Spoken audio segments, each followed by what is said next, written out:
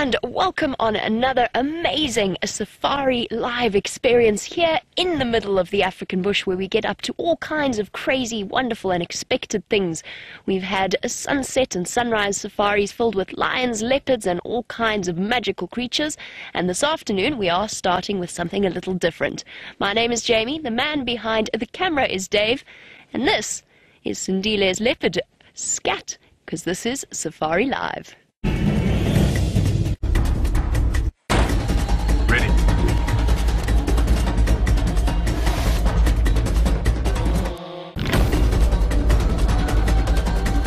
Standing by.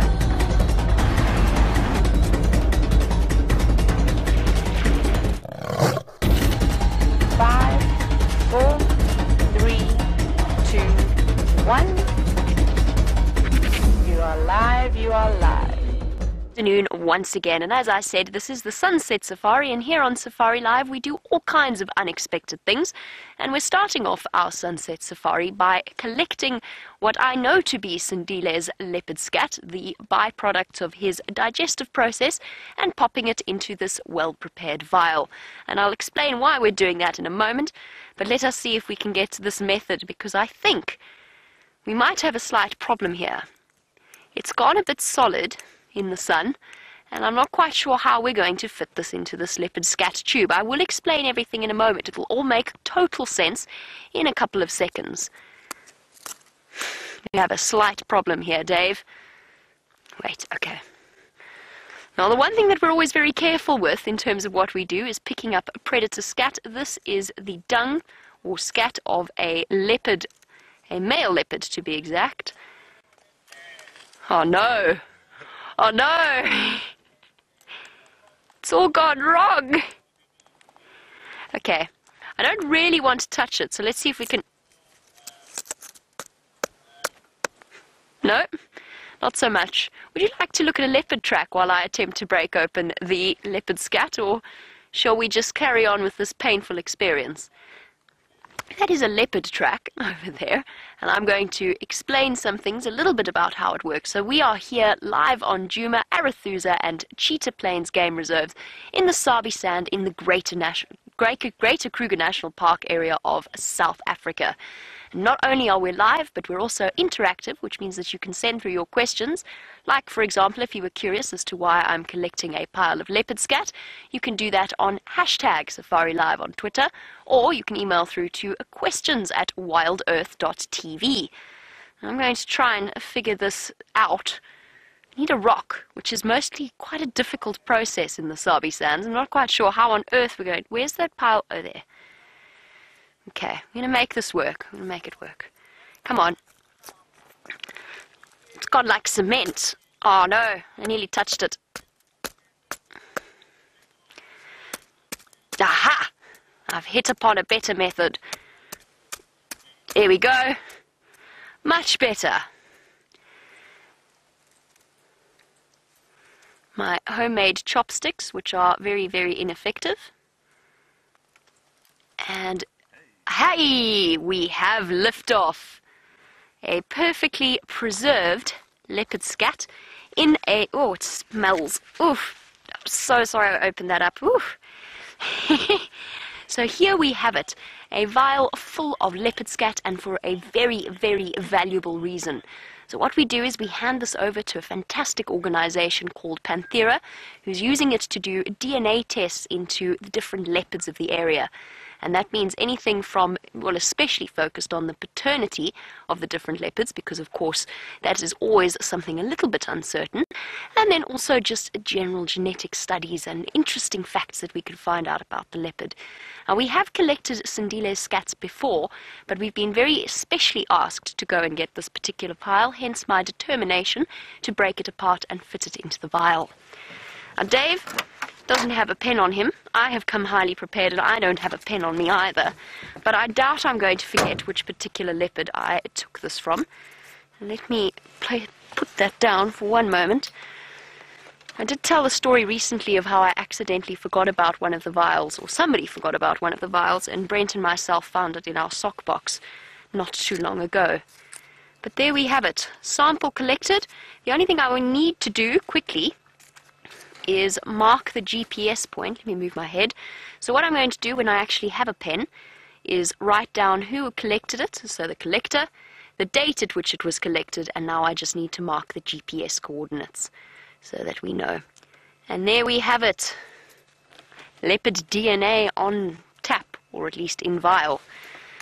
And of course we've had the most incredible days recently. I'm just going to mark my GPS quickly. We had the most incredible drives. Yesterday we saw 26 different big cats. This morning we saw 5 different leopards, and this afternoon, fingers crossed, is going to promise to be equally exciting. You'll just have to stay tuned and see what it is we find on this afternoon's sunset safari. Which would be very nice if my map would find where I am. Oh, there we go. And pin. Perfect. There we go. GPS coordinate marked. Right, Dave, shall we go now? Yes. We've finished with our messy business of the leopard excrement breaking apart. I think we can move on. It's rather blisteringly hot out here in the sun. 28 degrees it is this afternoon.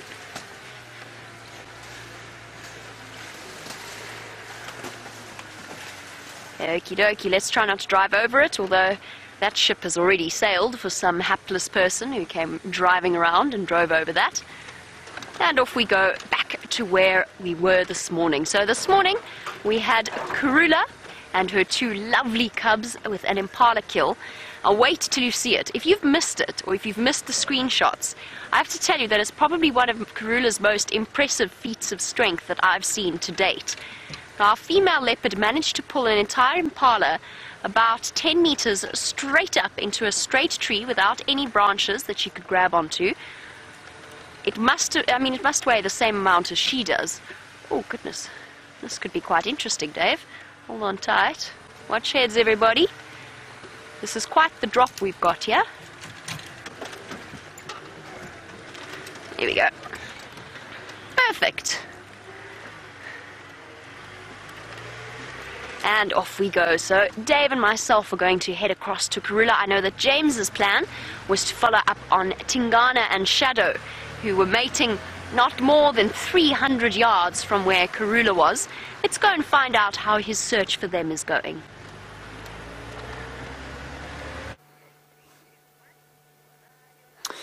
Good afternoon, everybody, and welcome to this end of the Sunset Safari. You'll be very pleased to know that our search has been extremely fruitful. Now, where we're sitting here, it wasn't particularly difficult, I have to tell you, because Herbert came in here first and found them.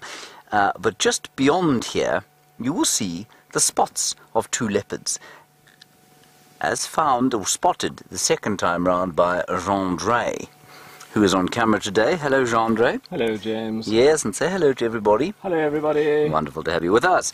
Now, this is rather a joy because there are leopards everywhere you look. 3 of them, just as Jamie says, 300 meters to the west of where we are, east of where we are now.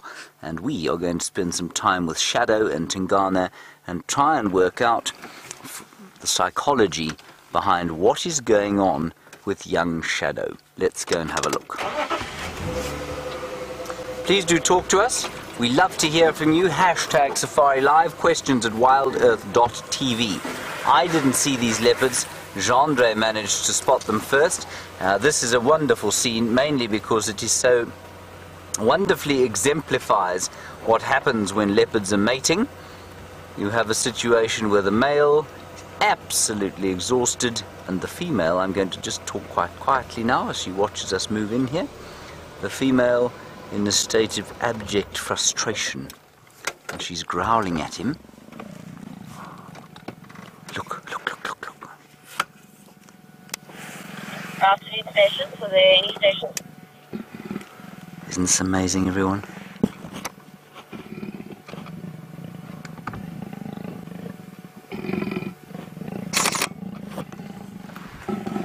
Here we go.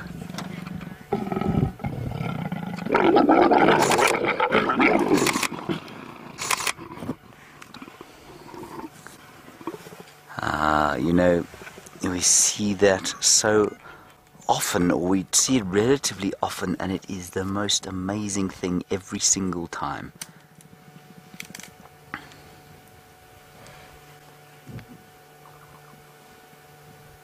So cool.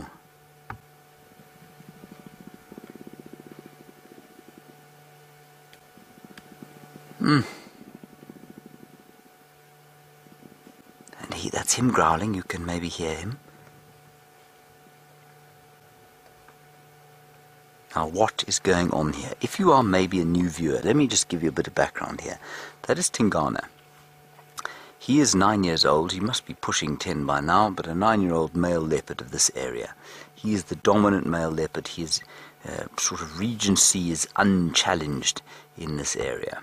And he roams over the territories of Shadow, who's this female here, her sister Thandi, and indeed their mother, Karula.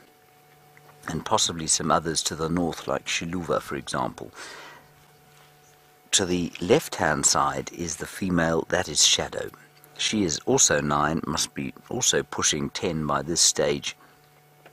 And she has a very interesting and quite sad story. Unlike her mother, who has raised 8 cubs now, Shadow in her 9 years has failed to raise 1 cub to adulthood and independence. And I think we're witnessing the reason for that. I think this mystery was almost solved the last time she had a cub, and now it's being solved because we know she does have a cub who is 6 months as of pretty much today. Now, what's interesting is that she is, for a 6-month-old cub's mother, to be mating again now, to be in full estrus, which it looks like she is not right. Well, it's not right in that normally they only come into estrus when their cubs become semi-independent or almost completely independent. In the case of a female leopard, that has been recorded at 8 months. In the case of a male, very unusually before 14 or 15 months will the male go completely independent. So the fact that her cub is only 6 months old and she's mating again, I think is indicative of a hormonal imbalance in her body, where she comes into estrus too quickly after her last cub, and I think that is why she's lost so many cubs. In the case of her last cub, Sindile, a young male leopard, we all thought that he was going to have a horrible time because he was kidnapped. Well, he wasn't kidnapped. He was taken and put in rehab after he caught a domestic dog. Now, he was I think he was 10 months old when that happened, and that was a bit of a disaster. We thought that was it. Normally they put leopards down if they do that, but in this case they took him and put him in a rehabilitation center and brought him back after 7 or 8 months. He's now an independent leopard. One wonders if that would have been the case had he stayed with her, because she was already starting to mate with another male, well, in fact with this male, with Tingana, and I think she'd even mated with the Anderson male off to the west. So quite an interesting situation, and it's also interesting to think that maybe ironically the fact that Sindile went into rehab has actually saved him from the same fate that every single other cub she's ever had has suffered. So that's interesting. Shamel, you asked a question, sorry, while I was in the middle of waffling away there, and I've now unfortunately forgotten what it was. Kirsten? Oh, has anyone seen Zara? And Zara, of course, is the cub, unofficial name that I gave her. No, not since, I think she was seen on her own the first time these two were seen mating, which was about, 2 weeks ago? I think it was about 2 weeks ago that they were first seen mating. So no one has seen Zara since then, as far as I know.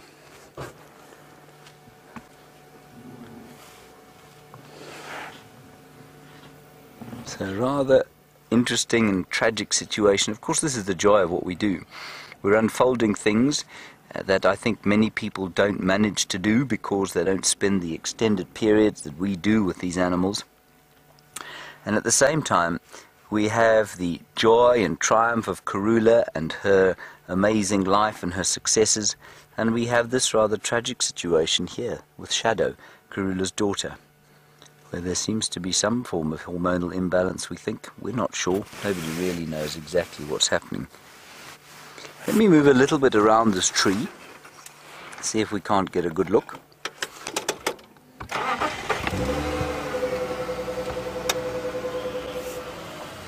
Oh, and RJ, you say, is that attack normal after mating? It's absolutely normal, and it happens for a rather slightly awkward reason, RJ. The males penis is barbed. Now, I encourage you, if you want to know what that means, because it's difficult to imagine, to actually Google it. And there you will find pictures of what is termed a cat's barbed penis. And what it means is that it is painful for her when he withdraws, when he dismounts. It's not pleasant for her at all. And so what happens is that she turns and she wheels and she tries to smash him. At the same time, it's sore for him. And I think what it does, we think, is creates a contraction inside her, and that probably helps with insemination, and it probably also stimulates ovulation. There we are. The rather tragic figure of Shadow. Heir to the throne. No, she's not quite heir to the throne. She's not the oldest. No, she is the oldest of Karula's cubs.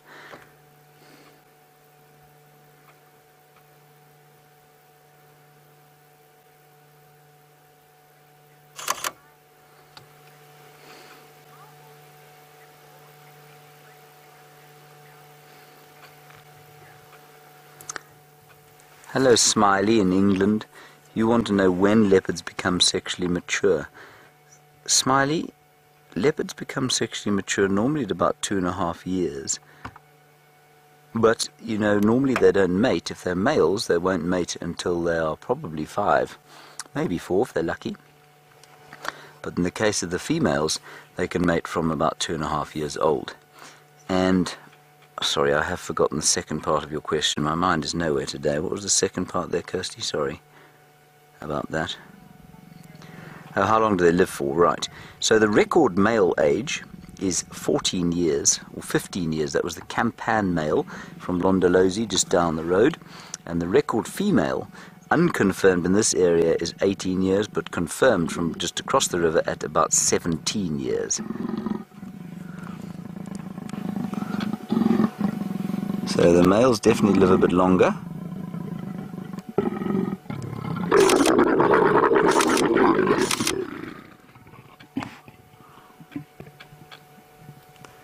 Rather a terrifying sight, that, isn't it?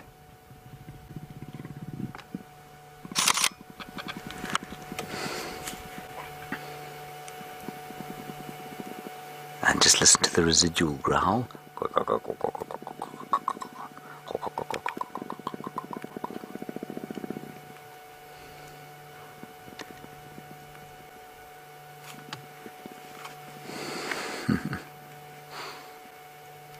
And now you'll go to sleep again. Now this, if you haven't seen mating leopards before, everybody, is normal. This particular situation where the female will basically initiate just about all mating. It can go on for as much as 5 days. They can mate apparently sort of at least, I don't know, I mean per hour they can probably mate at least 12 times an hour, sometimes a little bit more than that. And so you can work out how many times during the course of an estrus cycle they might mate, but it's a lot. And that tends to take, I mean, before Karula conceived these last two, we were starting to cast aspersions on Tingana's ability to father children, because she mated with him, I think it was 5 or 6 times, sort of, and I don't mean in one event, so it was 5 or 6 weeks that she mated with Tingana before she conceived little Shongile and Hosana.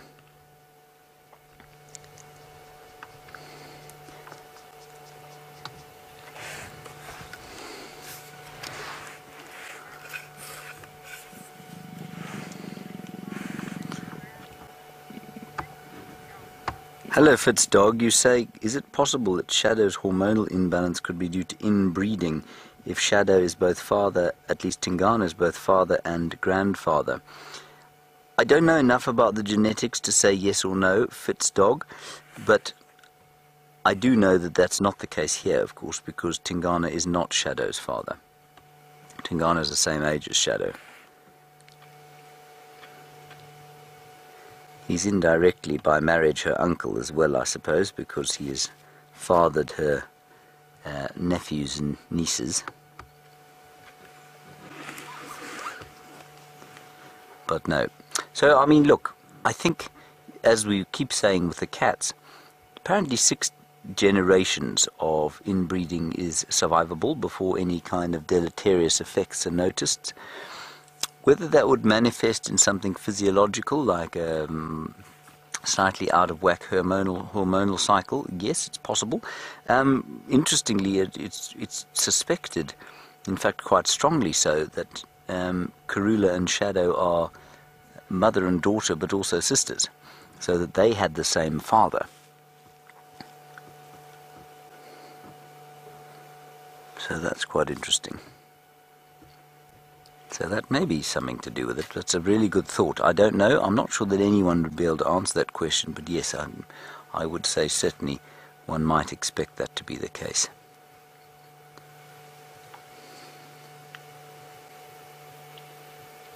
It's quite nice, this too, because you can see the difference between the sizes there. So what I'm going to ask Jandre to do is Jandre, if you can keep it at the same zoom. So if you know what I mean, so if you zoom into whatever frame you want on the male, and then just pan straight across to the female, because they're parallel with each other, and you'll see the difference in the size. So there's the male's head filling what should we say, Jandre? About, yeah, let's fill it up as much as possible. What have we got there? About almost a full frame. Now if we just pan straight across to the female, because she's about the same distance from us.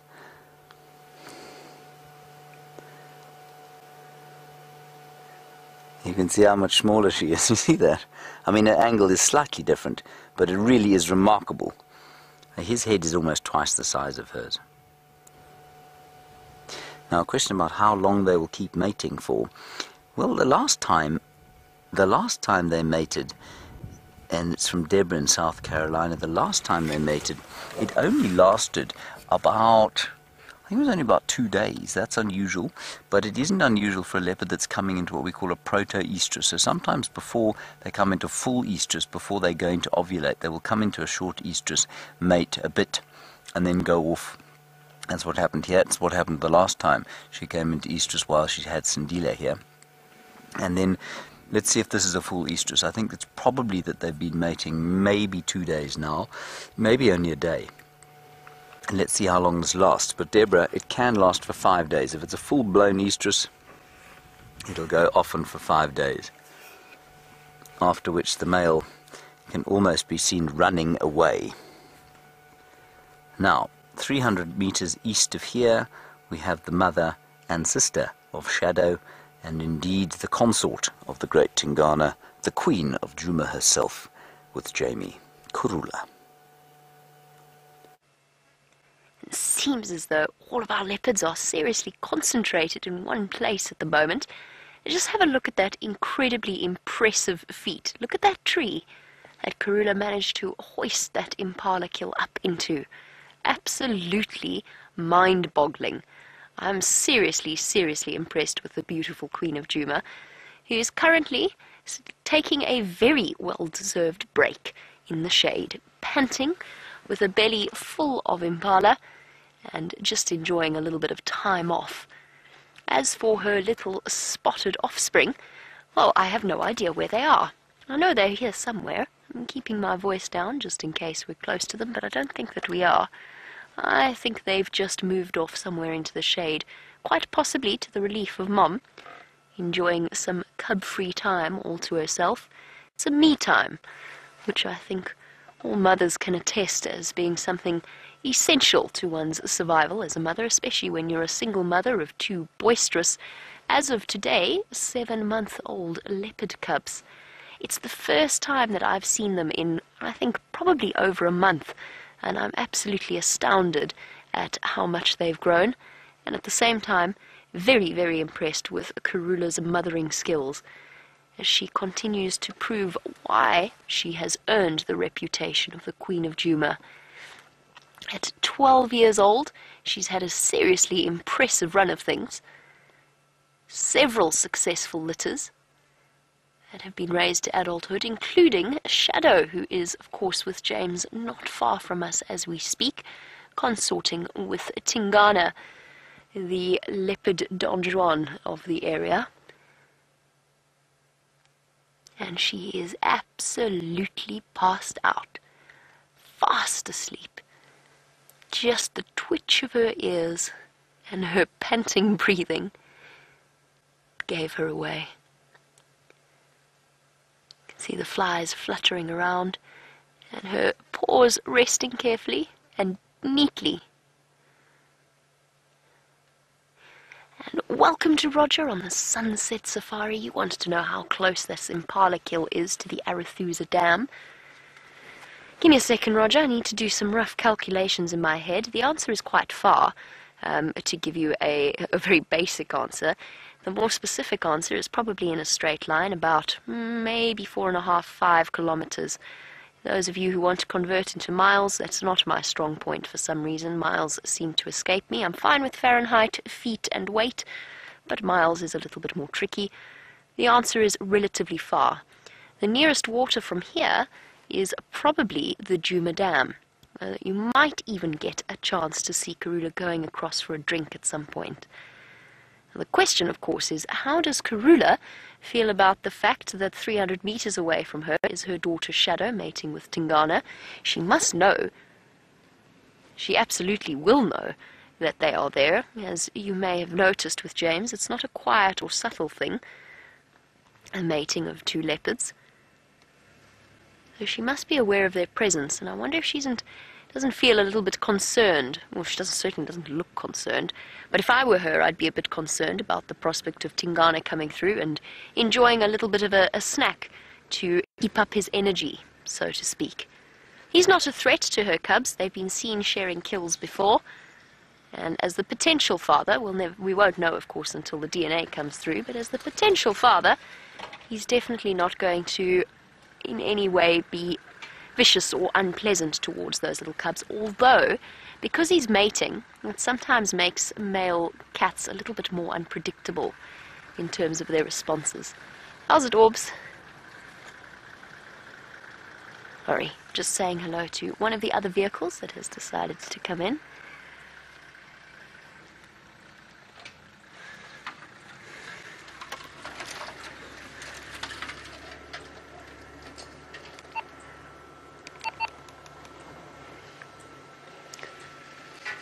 As I said, I don't know exactly where her little ones are hiding. I have no doubt they're somewhere in the shade. Perhaps they, too, heard the sound of the consorting leopard pair.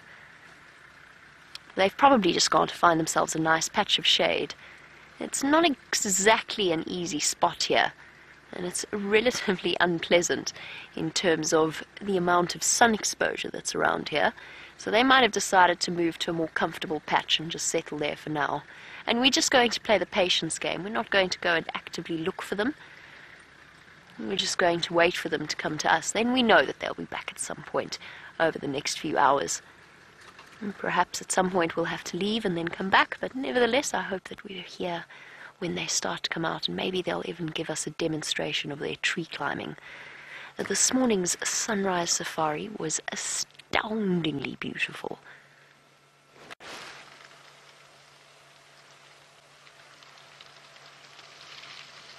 Look at that.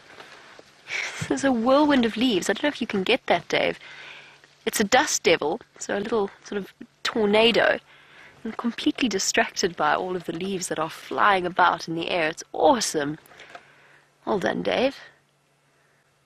I thought it was a cub sneaking up on me, but it's just the leaves. Oh, and I think Karula heard it too. Head up, ever so briefly. Oh, and back down again.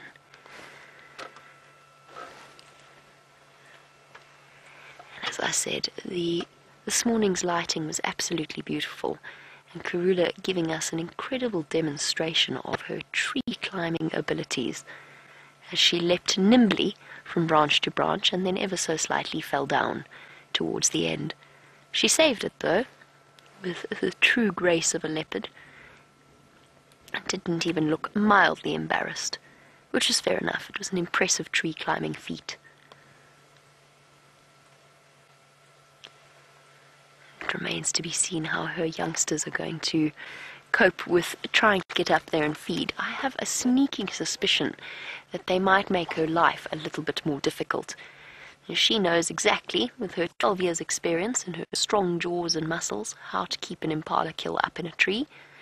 Her little ones are, well, let's just say they don't have quite the same level of technique just yet. And I'm sure she's hoping against hope that there won't be any chance that, or that there isn't, there won't be an opportunity for one of them to knock it down onto the ground, because I'm sure that's not a feat that she feels like performing twice. I feel very under scrutiny, Dave.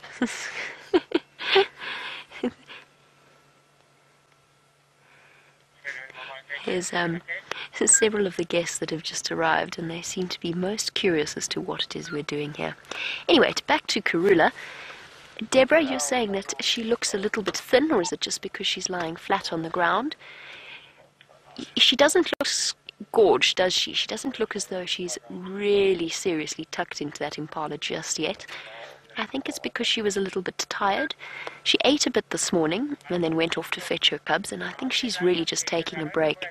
And when the temperature starts to drop a little bit, then she'll be able to go up and feed herself a bit more.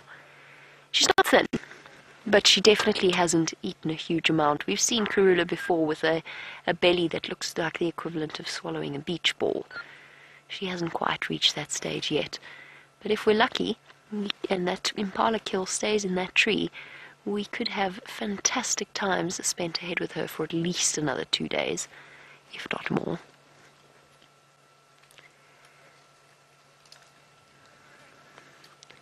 It is a beautiful setting. I wonder where those little cubs are hiding.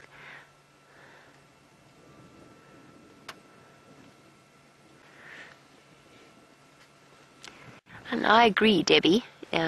Debbie is watching in Vancouver, and I think shares the same thought that Brian and myself had this morning, which was we so wished we'd been here just that fraction earlier for when she did actually hoist that impala kill, because it is such an amazing display of strength. I'm really not joking when I say that that tree is probably about 10 meters high. It's absolutely massive, and there's nothing, I mean, there's no foothold, paw hold. It must have been phenomenal to watch. We can only picture it in our heads at this point as to what it must have looked like. But funnily enough, Debbie, Brian and myself, it was the first thing we said when we got here, was that we wished we could have been there to see her pull it up into a tree. Because, my goodness, that is truly incredible.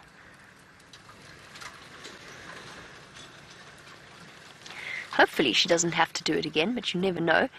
Now, of course, one thing that we were really excited about when we realized that she was going to fetch her cubs was the moment where they had to work out how to get up there and feed off the carcass. And as far as I know, little Hosana, the little chief, the little male cub, was the first to make his ascent in that courageous way of theirs. Luckily, little baby leopard cubs, like little children, are relatively resilient and quite bouncy. They tend to be okay when they fall down. They go all floppy, just like human beings can do.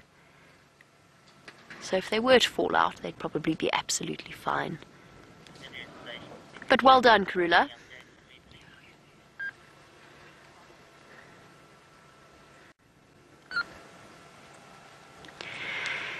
And Joanne has asked a lovely question, because of course we've spoken about how impressed we are with Karula's skill as a mother.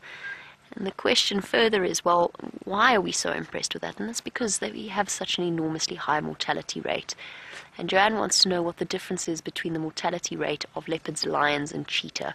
It's a difficult one to answer because the circumstances dictate what the sort of...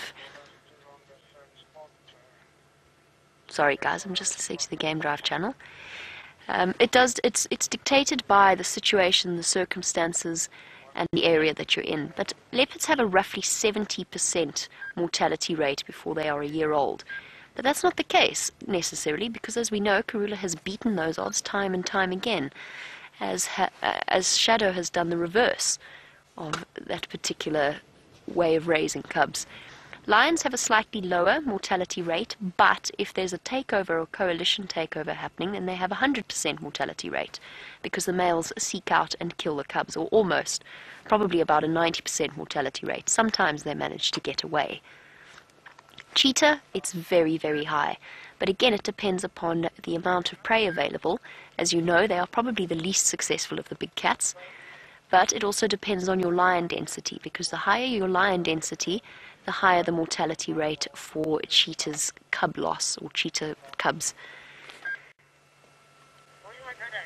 In the number of cheetah cubs that I've seen, and I'm thinking back specifically to several litters that I've had the chance to watch grow up, probably it was an average of maybe 1 in 4 surviving, although most of the time all the females concerned lost all of their litters, admittedly in an area with very high lion concentration.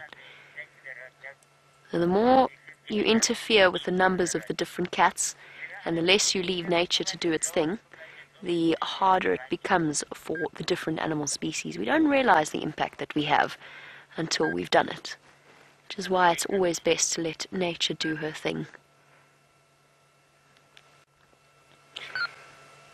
And Karula is a perfect example of some serious, I don't know if it's genetic advantage, if it's skill, if it's talent. James thinks it's innate talent. I'm starting to agree with him. Herbert thinks that she catches 1 kill, leaves it for the hyenas as a distraction, and then goes off and catches another kill. Whether or not that is the case, it would be phenomenal if it was. I love that theory. I think it's a very interesting one. Might just be that she catches one thing, the hyenas take it, and then off she goes. Either way, I think it's a very clever little theory he's thought out. And just like that, we have a Karula all to ourselves, once again. And now we play the patience game. I did take the final control members and the rest of the crew out to go and see Karula and her lovely little cubs after the end of the sunrise safari, partly because I wanted to see them, and secondly because not all of our crew get to go out on a game drive each and every single day. So we all went out and enjoyed a bit of time, and it was, how did Alex describe it? Like Putin's press conference, in terms of the number of cameras that were clicking away. I thought it was hilarious. Lots and lots of beautiful photos came out of that particular viewing session, as the lovely Shungile, Karula's daughter, came up and had a bit of a bonding session with Mum. Got some gentle kisses and licks, and returned some. It was a beautiful sighting. Horsana decided that he wanted to be a little bit more independent and wandered off and disappeared behind a termite mound. But it was a very special morning spent with them.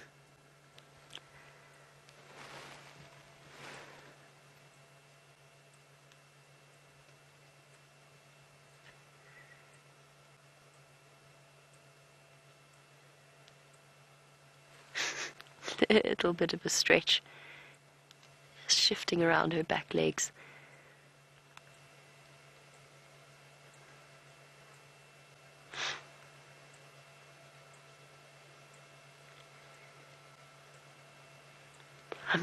I'm splitting my attention, sorry. I've got my mind half on Karula, keeping an eye on her out of the corner of my eye, and also trying to contort myself into various positions to try and see whether I haven't missed something obvious in terms of where the cubs might be.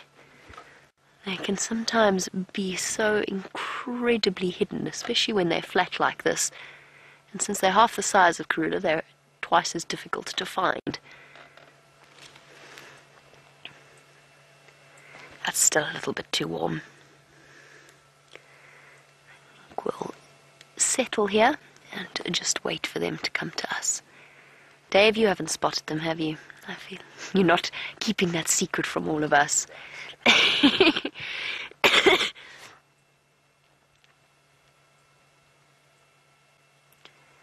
And we have had some truly extraordinary days recently, as I mentioned at the start of the Sunset Safari. From incredible lion sightings to leopards. It feels like the place is teeming with leopards at the moment. Oh, speaking of leopards, by the way, there is a great deal of controversy over which female leopard we saw yesterday afternoon.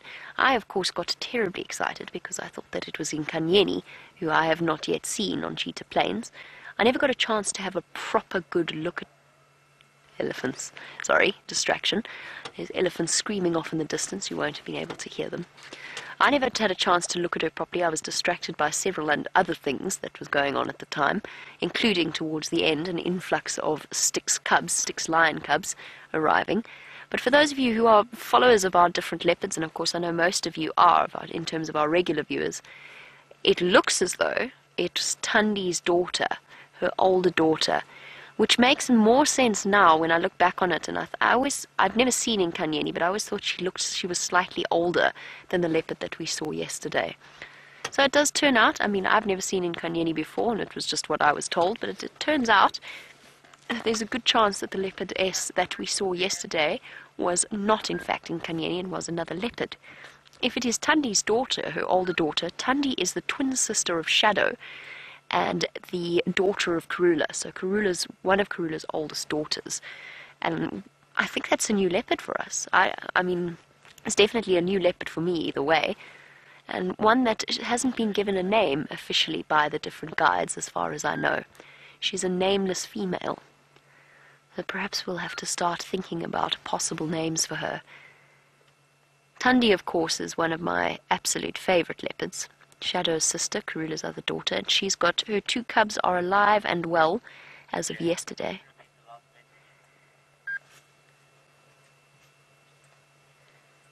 Is any station making their way to the sighting of mating pair with glowing mane? And while Karula snoozes her way to save up her strength for the steep climb to her dinner, let's go across to 2 other snoozing leopards who are saving their strength for something else.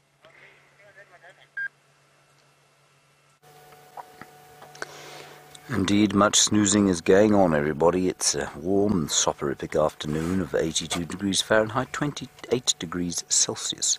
It's very pleasant sitting in the sun. It doesn't feel too hot at all. Now, they have mated once more, everyone, and then they went back to sleep. It wasn't really a full-blown mating, I wouldn't say, but they have done it once more, and I think it will continue. Well, let's see. It'll be interesting to know whether this continues for the full sort of estrus cycle of about 5 days or so, or if, like last time, it's a sort of anestrus, or false estrus, where she kind of comes into estrus for 2 or 3 days and then the mating stops. I quite like the way they're lying there, because their tails are just sort of touching each other, sort of in I don't know, it's quite loving, I feel. They lay apart from each other initially, but I quite like the fact that they are sort of touching romantically. Isn't that nice, Randre? Yes. Does it warm the cockles of your heart? Yes, light a candle, yes. Very good idea.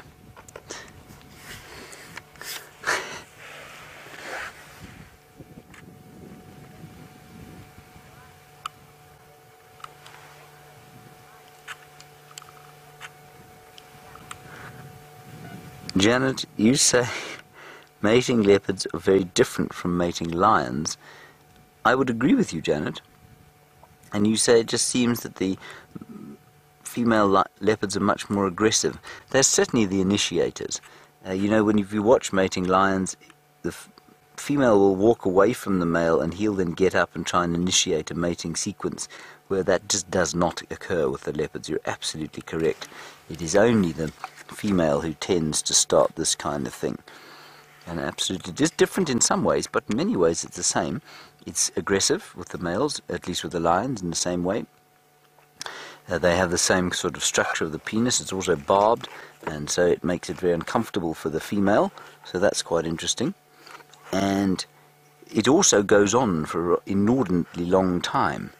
So they mate multiple times over a number of days in order for the female to ovulate and then to conceive.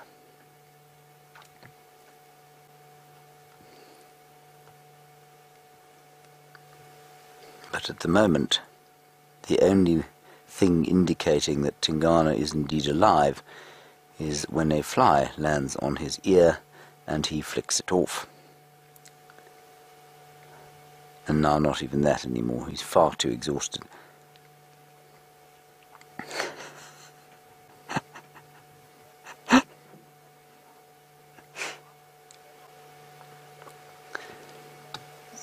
Hello, Motocross. You want to know how often it is they have to mate? Have to eat while they're mating. I don't. It depends. You know how long before they mated that they had to eat. Are you all right, Jean-Andre? Jean-Andre looks like he's about to die of a consumptive fit. If he does, well, Motocross, well, they'll have something lovely to eat right here. Although, well, I mean, they'll have something to eat. I don't know how lovely it'll be. Motocross. If they've eaten just before they start mating, they can probably go 2 days or so. But often what happens is in a full-blown estrus cycle, so say 5 days or so, they'll eat together. So they'll go and find something to eat and they'll have a romantic sort of lover's meal, you know, an impala strung in a tree or something romantic like that during the course of the mating period. But they probably wouldn't kill something more than once during the course of a mating period. Thank you, Motocross. In the case of Jean-Andre, of course, he would last them more than a few days, just on account of the size of his calves, which are like 2 enormous hams. So they could have one each of those, I suppose, and then they'd be full for weeks. Once they'd got over the taste, of course.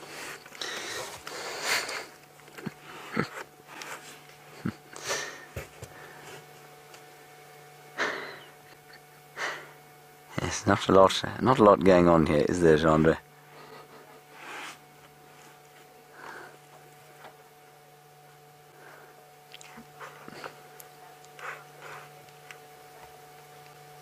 Hello, Monique in London. Nice one from you. You said, does Panthera have their shadow scat yet? Now, Jamie explained, I'm sure, what that scat collection malarkey is all about. And you want to know, have they got her scat? And could they tell from that if there was some kind of hormonal imbalance? I don't think so, Monique. They do have her scat, definitely. I think I gave it to her. Gave it to them. In fact, Jean-Andre and I collected it, if I'm not mistaken, on the Gari, at least on the Triple M road, about a year ago, probably. So, yes, they have got her scat.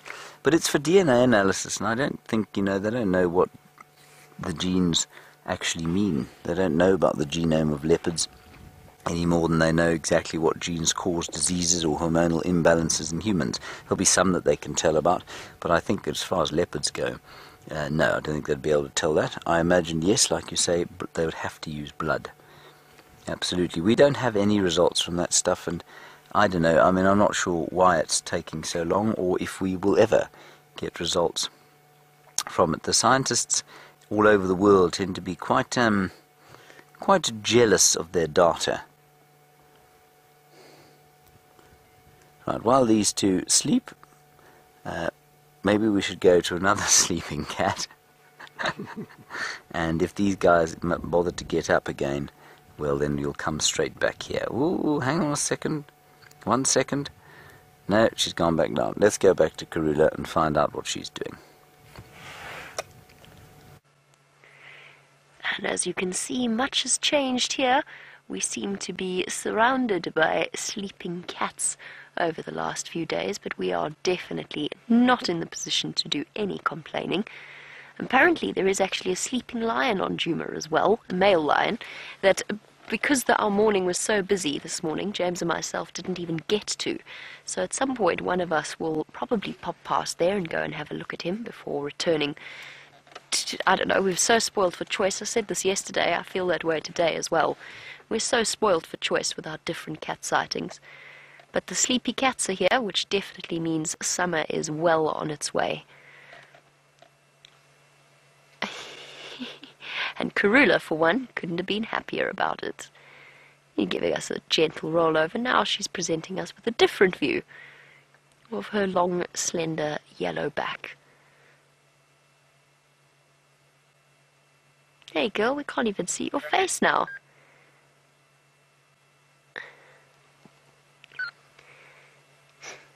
Gently rubbing her face.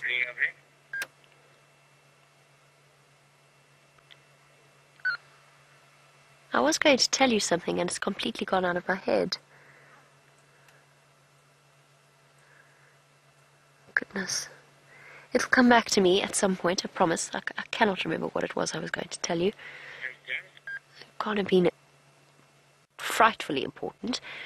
Well, while we wait for Karula to, or for the temperatures to drop and for Karula to jump up into the marula tree, Cheryl, you wanted to know if the cubs have had a chance to feed. Now, apparently this morning I was with Tingana and Shadow, so I got distracted a little bit by what was going on with them. But it sounds as though Hosana, the little boy, made his way up and had a bit of a nibble at the impala carcass. Not much has been eaten, just a little bit of the backside and then some of the organs, and apparently one leg that at some point was detached from the rest of the animal and fell down to the ground, whereupon Shungile seized upon it and gave it, or seized upon whatever scraps were dropped, and nibbled a little bit on that as well. They certainly looked well fed when I saw them this morning when we came back at the end of the sunrise safari. They're not hungry at the moment, obviously. It's far too much effort to get all the way up into that tree. Now, here's a point that I've noticed about this particular marula tree. Whilst it is beautifully high and well out of the reach of anything like a hyena, unless it was a sort of 30-foot tall hyena, which would be utterly terrifying all on its own, typically leopards tend to choose slightly more foliated leaves or trees to stash their kills in. So something like a jackalberry or an apple leaf usually serves their purpose slightly better, or a marula tree in summer, but less so in spring before it's got its leaves. And that's because this particular impala is now very, very easy to spot for a different type of scavenger. Oh, hold on. Do we have... No, just shifting. Just shifting quite a full belly around, I think. Trying to make herself more comfortable. It's not exactly the shadiest spot in the world. But yes, sorry. Typically, a leopard will, like Karula, especially with her experience, will choose a tree with more cover so that the birds don't find it quickly. Things like bataliers and tawny eagles, even a vulture, because it's so open, will be keen-eyed enough to spot this particular kill and could potentially dislodge it if it were to try and descend and feed upon it. That's one of the big reasons why leopards try and hide their kills in slightly leafier trees, which is... Oh, that was such a half-hearted yawn, big girl. No more? Shame she's too hot.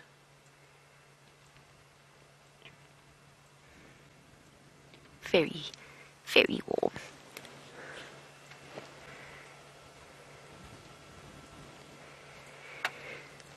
And there you go for Fox Hat. Lovely to have you on our sunset safari. As Karula pants away, you wanted to know, is her breathing normal for a sleeping cat? Yes, it is, absolutely. Especially one with a very full belly. So she's panting like that because she's hot. I thought she was going to listen for the cubs, but she's gone back into relaxed posture. The fox hat, yes it is. Her digestive process, with all of that meat, it's the same for all predators, produces a tremendous amount of heat very quickly. And if you combine that with the fact that we're in the sort of mid-80s Fahrenheit this afternoon, she's panting to cool down. She can't sweat like human beings can sweat, so she has to lose heat a different way, and that's the way that she's going about it. So you'll always, always see our big cats panting, even on coolish days when they've had a big meal. Now, just for that briefest second, her body language changed, and you can read so much in the expressions and the body postures of these animals. And you can immediately see when she's relaxed and when she's listening. There, she's relaxed. There, she's half listening. And it's all in the ear twitch and the sort of position of the head and the whole posture that gives it away. So at one point there, while I was talking about the answer to her breathing, both ears looked forward in the same direction, sort of pointed forward in the same direction. She focused. They just become slightly more intent. There's this very gentle flexing of the facial muscles. And you can immediately tell, the more you sit with animals, and those of you who work with domestic animals will know this, you can immediately tell what that animal's not necessarily thinking specifically about, but you can narrow down exactly what it's feeling. There, she's dozing. And she's basically fallen asleep with her head up.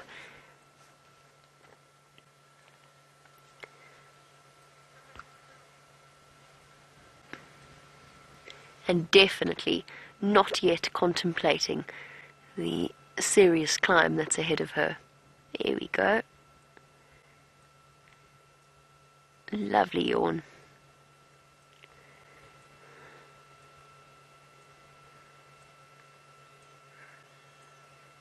And spot on, Daniel.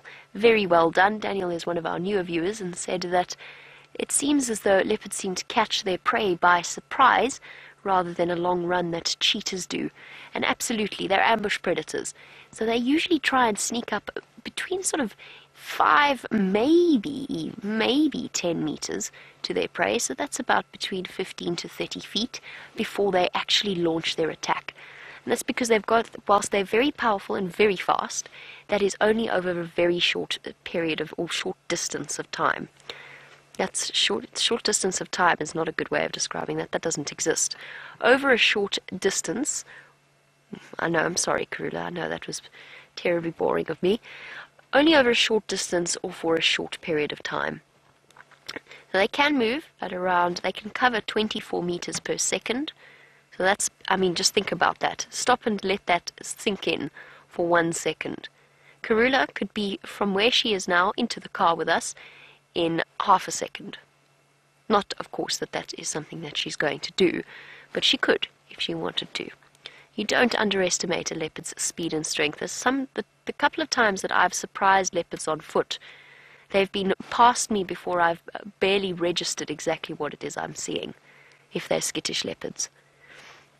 A cheetah, on the other hand, can run for a slightly longer time period, or does run for a slightly longer time period. They can sustain it for a little while, but again, they're not marathon runners. That title goes hands down to the wild dogs with their stamina. Cheetah, you're looking at maybe 100, maybe 200 meters, and they're probably, of all of the big cats, the least successful of the hunters in terms of kills initiated versus kills completed. Just a little interesting fact there. I've seen the Nkuhumas, the lions, chase buffalo for a good 2 or 3 kilometers before. But that's an unusual situation. All of our big cats have limited bursts of speed. Standing by, Ephraim. Oh, goodness gracious.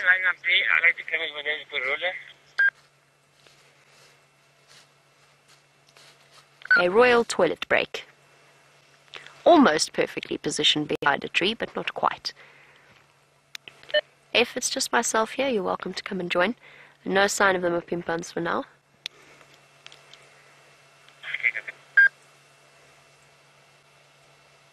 Now, we've been speaking a lot about DNA. Oh, she's calling. Interesting.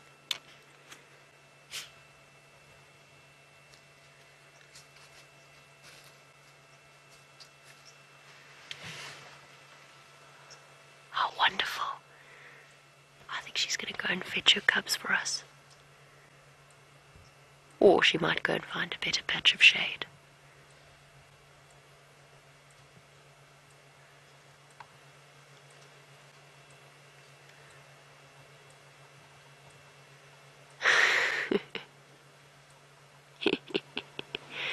Yep, better patch of shade will do. Just wait for 1 second before I reposition. I just want to see if she is calling. I'm just listening carefully.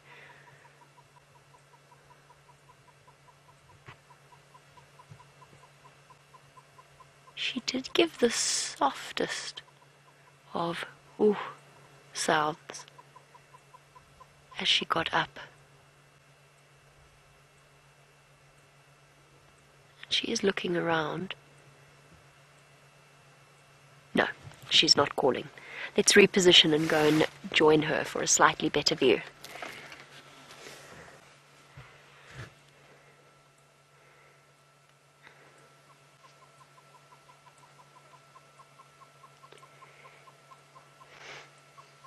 And Yorkie Paws in Arizona. At first I thought your name was Gorky Paws, and I do apologize for that. I nearly made a terrible blunder.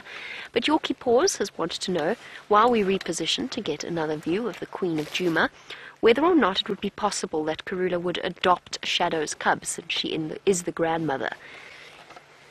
A couple of years ago, we would... I'm sorry, I'm just going to wait for Ephraim to come in first, since we've been sort of monopolizing the better view. We'll just wait for him to come in. She's up again. Sorry, Yorkie paws. Change my mind. We're going to move.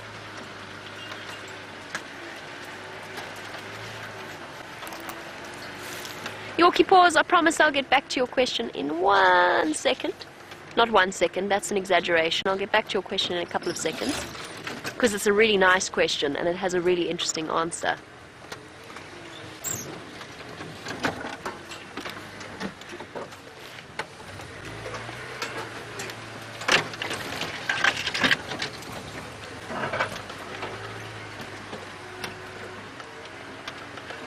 Oh, flat cat again. Okay, no rush. I'm just going to pull over here and let Ephraim come past so that he can get a view for his guests. No problem. Okay, we'll go that way then. So there is a recorded case, there is an entire scientific article about it, journal article, about a grandmother leopard that had cubs of her own and went on to adopt one of her daughter's cubs. They were sharing a kill, which does happen. It's unusual, but it does happen. Oh, she's now found herself into a really tricky spot. I'm just going to stop for now. And just double check that I'm not going to scare any little cubs away before we move in. So there was a case where a grandmother leopard adopted her daughters. As I said, they were sharing a kill, which is quite unusual. And grandmom got up with her cubs and walked off, and her daughter's cub joined her and proceeded to stay with her until adulthood. That is exceptionally rare. It's one of those rare cases. It happened on Londolozi, as far as I know, which is not too far away from where we are now, and could even be a relative of a leopard that we have heard of before. But a very, very interesting situation. Karula's never done it, as far as I know. No, she hasn't. We would have known. But it would be, can you imagine if that situation played out? If one day we came through and Karula had 3 cubs instead of 2, and Shadow's little cub bounding happy and healthy next to her. It would be lovely if life worked like that.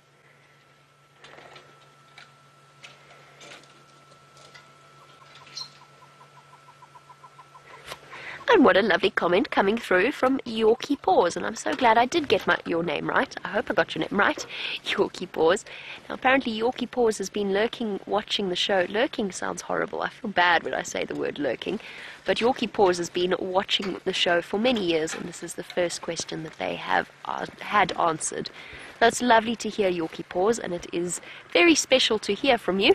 Obviously, you, having watched for years, are intimately familiar with our lovely leopards of the various areas. And for new viewers, we do encourage you please to send through your questions. We can't, of course, get through every single question that's out there, but we do love to hear from you and get your questions coming through. So you can send those through on #SafariLive on Twitter, or email through to questions@wildearth.tv. And please don't feel shy or ashamed of the question that you're asking, just because some of our viewers have been watching for very many years and they've learnt a great deal about African wildlife, but that doesn't mean you can't ask the more basic questions if you want to. We love hearing from all of our viewers. And Karula has shifted around again. Let's play a game of where the cubs are.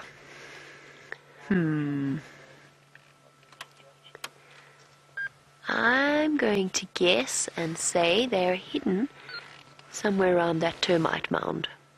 That's my guess.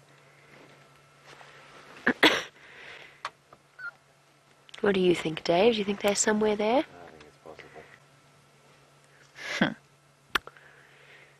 I think they're somewhere around here. So while we try and play Spot the Cub, quite literally, let's go across to James, who has left his spotted cats, and let's find out what his plans are for the rest of the afternoon. What we've got going on here, everybody, is quite an interesting situation. We've left the mating pair. That's a Bateleur and a tawny eagle, and they're not far. We're still only about, maybe only 150 meters or so from where Karula is with her kill, and I'm pretty sure that that's what these guys are looking at. Bateleur and tawny eagle, always a good indication of a kill. But what is interesting is that I think if we looked hard enough from where we're sitting to the left-hand side of your picture, we could probably see where the kill is. But for these birds, it's really easy. And what happens is, you see these birds in a tree and you come and you look in the immediate vicinity, don't see anything, and then give up, when it actually could be quite far away. I think they're probably 100 meters or so, 330 feet from where we are now. Isn't that nice?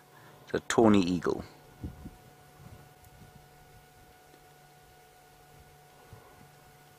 Beautiful. And we'll just, there's a juvenile Bateleur, I think, on the tree in front of us. You can go and have a look at that as well once Jean-Andre has finished making art with that lovely tawny eagle.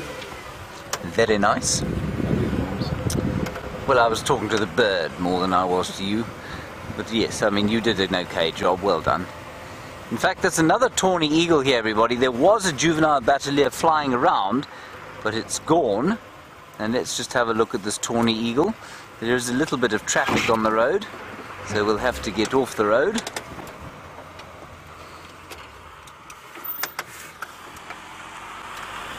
Aye! There's a lovely shot of a tawny eagle. You won't get a much better shot than that. Isn't he great? I love the piercing look that they give. There he goes. And you may have heard some dwarf mongoose calling as he took off. And he's gone straight towards where the kill is.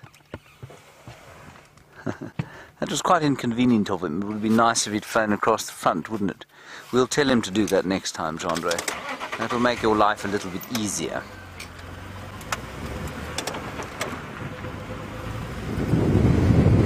Righty, on we go. Now, we've got a couple of things we could do. I will probably do all of them. We're going to first of all go past where there was a male lion on Twin Dams Road. I've no doubt if he's still there, he'll be so fast asleep that we might fall asleep watching him. It'll be so boring. And then I think we'll pop past the other pride and see if the Ninkahumas are around and what their cubs are doing. The Ninkahuma cubs are great entertainment, so we'll see what they're doing. In the meantime, perhaps on the way, we'll find some elephants, and that would also be very nice. It's been quite hot. But I mean, I must say, it doesn't feel hot. We were set in the sun there with those leopards. I didn't feel too sweaty. Did you feel sweaty, Jean-Andre? No. No. Jean-Andre? No, never mind. Hello, Andy in Kentucky. You want to know when the rainy season is expected? It's very difficult to say, but it's any time sort of from the middle of this month to the end of November, and the later it gets, obviously, the more likely the rain is to come. Last year we had 20 millimeters, which is about an inch. Thank you, Jean-Andre. Steenbok, everybody. We had about an inch in the middle of September, so that was quite nice. There's a little Steenbokkie. And then we didn't have much. We only had about 10 times that during the course of the year, which is very little indeed, and we had a long, long gap between the two. But normally you'd expect it to be the first rain sort of in November, first big rains. But La Niña, which is the weather system that is brewing in the Southern Ocean, I think it brews there. Where does it brew, Jean-Andre? Do you know where La Niña brews? I do not. I think it's in the Southern Ocean. It might not be. It might be in the Indian Ocean. Anyway, it's going to blow a lot of very rainy weather this way, so we are told. Of course, betting on the weather is a little bit like betting on the stock market, which in turn is a little like betting on the roulette table, despite what many stockbrokers would like to tell you. Now, there's something quite interesting here. Jean-Andre? I see that there's a new lodge in town. Jackie's Sabi House. Well, I wonder who Jackie is when she's not at home. Ah, what a nice logo, isn't it, Gendre? Very, very pretty. I wonder where it is. Established in 2016. Ah, that's what it says. Good. You've obviously got to have exceptionally good eyes to be able to see where Jackie's Salby camp is.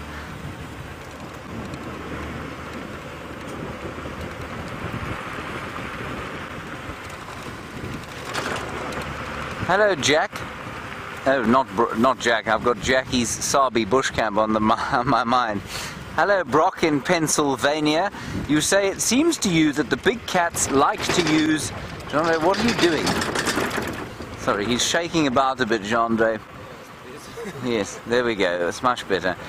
Brock, you say very accurately that the big cats tend to use the roads and the game paths as sort of roadways and pathways. And the elephants don't seem to use the roads. They're always in the bush. Brock, they do use the roads. Not as much, but they don't use them as much because they don't use them for transport. When an elephant is moving, normally it's moving into food and it's going to eat food, or it's moving to water. And the roads are very seldom the shortest way to water. The roads are often used by the cats because they're quite often territorial boundaries, because they're convenient territorial boundaries, and it's also easier for them to walk along. If you're an elephant, it doesn't really make a huge difference. There's one very noticeable exception, and that is the cheetah. Cheetah very seldom walk along roads. They will often cross them, and then they'll walk in the fringing bush on the side. They don't want to be seen by anything else.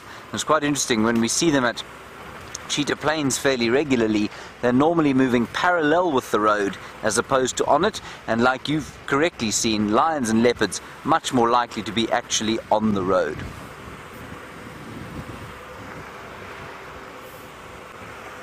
Ah, right, now Karula is no longer alone. Let's go and have a look. Karula's no longer alone for two reasons. One, the cub is there. One, Tingana's just arrived. Yeah, standing by. Okay. Let's reposition. Little cub is there. I think Tingana's just arrived. There he is.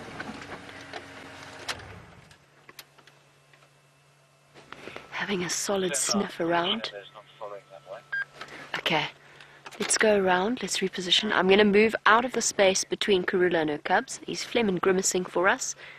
Where's Karula? Is that Karula there? There's two of them. No, I mean, is Shadow with him? Yeah. Okay, so her cubs are just here. That's why she was calling. I'm not sure if that is Karula or Shadow. Just hold on one moment. We'll establish it now.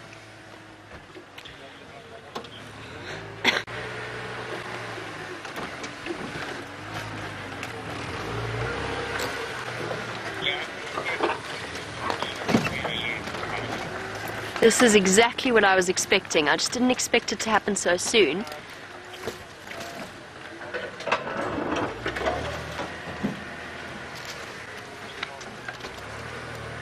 He's going to go up the tree. Where's Karula?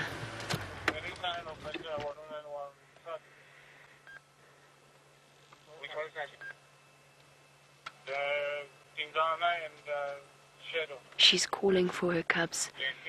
Tingana's there, Karula's to the right, and she's chuffing for her babies, making sure that they're safe. Where is Shadow? Is she here? There's Shadow. There she is. Oh, sorry, Tingana's gone up the tree.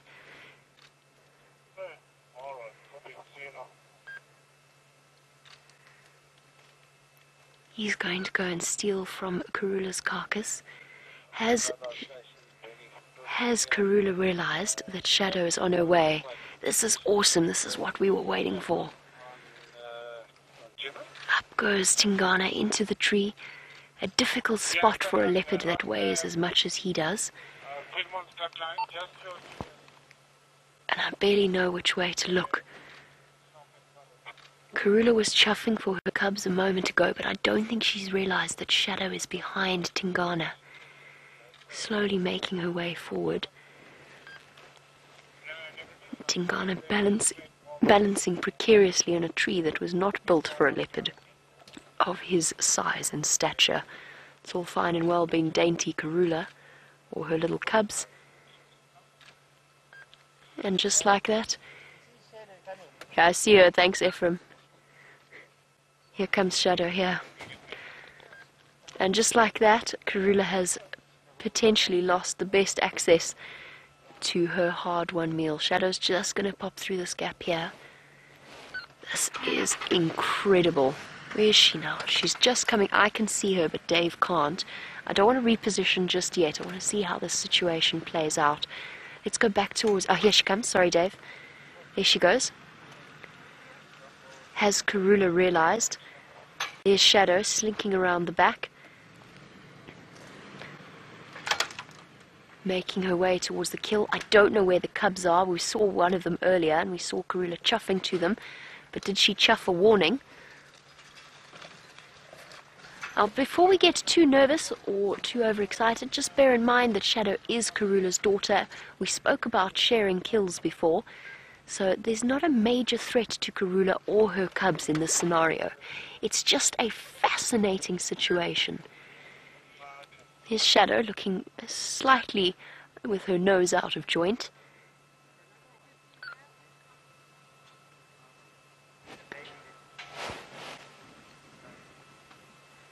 There's Karula, watching the goings-on with resignation.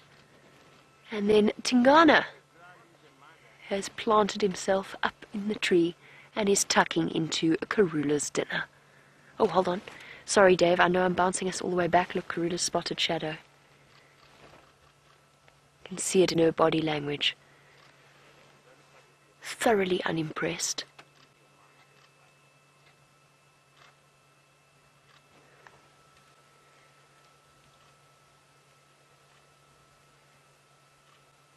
We've seen these two wonderful ladies have disagreements before. Look at Karula. Look how puffed up she is.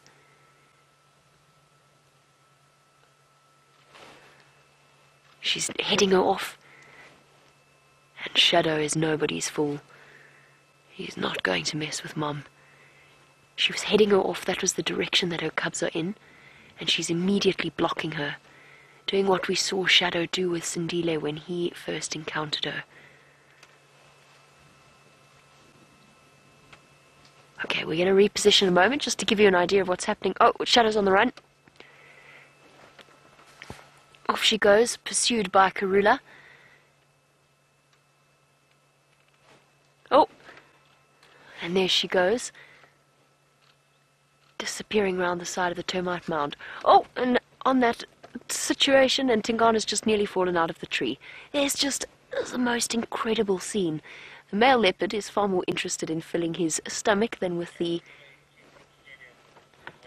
negotiations of the various leopards. Ephraim tells me that Shadow is still running to the west. Tingana's up in the tree. Karula is chasing Shadow away. And what an amazing situation of dynamics here at play.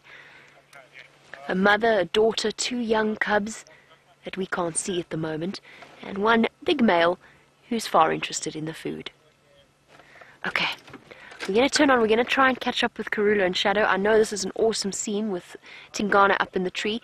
There are also other vehicles wanting to come and see this extraordinary scene, but for now we are absolutely fine. It might split into two sightings again. We're going to climb on this termite mound. Hold on, Dave.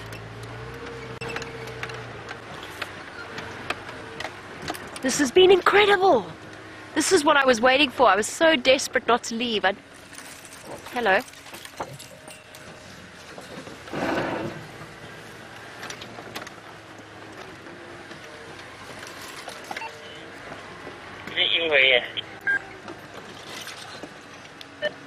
Ephraim, have you still got visual? Yeah, Johnny, the other one is heading more west, just take few more Scotland west towards the Zobel Junction. Copy, thanks. Jim, I'm just behind you. Make your way in, Tex. I'll see if I can follow up on Shadow and Karula. I did see him at Pimpuns briefly off to the south, so I'm going to pull out of the sighting so you can go in.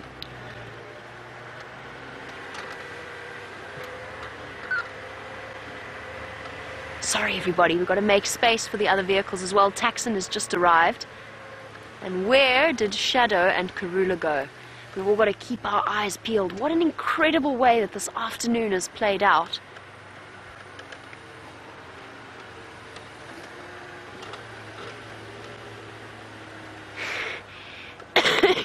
And Wild Earth Girlie has said it's not even Catterday this afternoon. What an extraordinary day. 5 different leopards. One sighting. Negative tax. Tingana's up in the tree with a kill. The cubs were southeast of that position. And then Karula and Shadow were running this way.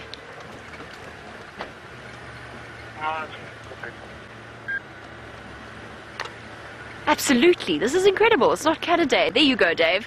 I knew there was a reason. Something was telling me that something was going to happen.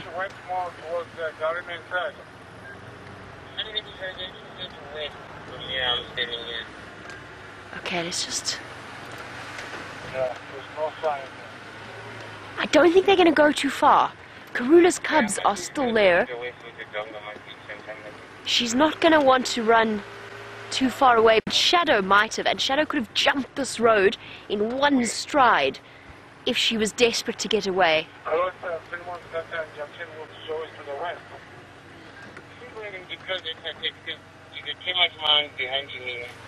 Let's just stop here for a moment. I'm sorry, I have to listen to the Game Drive comms as well, just to hear. I think those two might have disappeared, but I doubt Karula's going to be gone for long. Her cubs are there, her kill is there, her man is there, if you want to get more specific than that. Absolutely extraordinary. Can't believe it. That was definitely not what I was expecting. I wonder how long Tingana knew that she was there.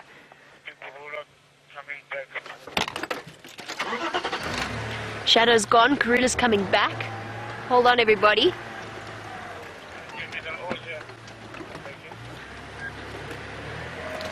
Copy, thanks. Are you happy for me to come and join you at the sighting? Yeah, sure, you will. Thanks, Tex.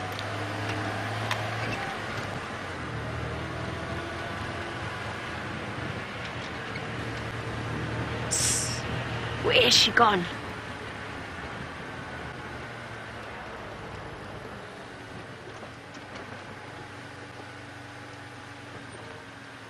I can't see anything. Hold on one moment. You don't reverse into me, please.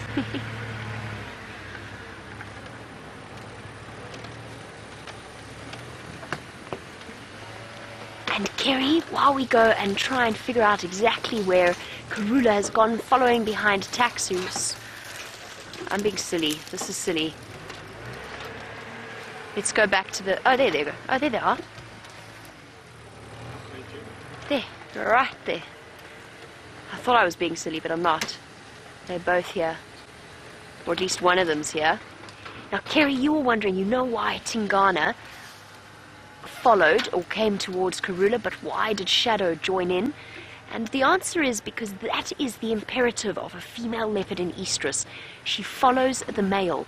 And that's why we so often, when we've got mating leopards, I'm just going to keep a little bit of distance. Shadow's going to be unsettled. She's going to be upset. Let's just stop. She's going to be uncomfortable. There's Karula. She's behind Taxon's vehicle and she's growling fiercely. You can see Shadow's dripping with saliva, which is very, very typical of a leopard that is stressed and unhappy.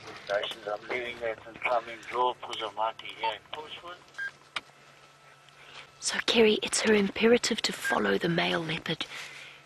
Her biology tells her to mate, and her biology also tells her, there you go, she's relieving herself, also another sign of stress.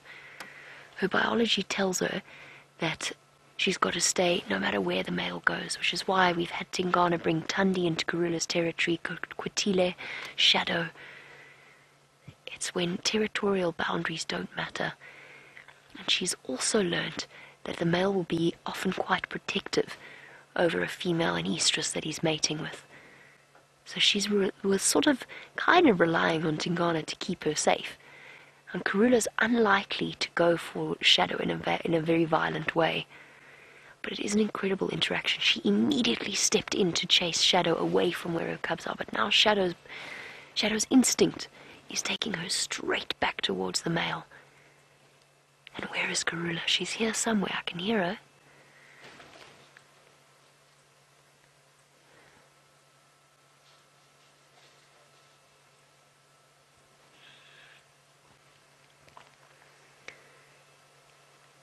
And Monique in London, yes, absolutely. Typically a male leopard would be more of a threat. However, because Tingana has mated, look, she's gonna mark her territory. No, I was gonna be very surprised if she'd done that. So Monique, typically yes, a male leopard is one of the biggest killers of leopard cubs of any other.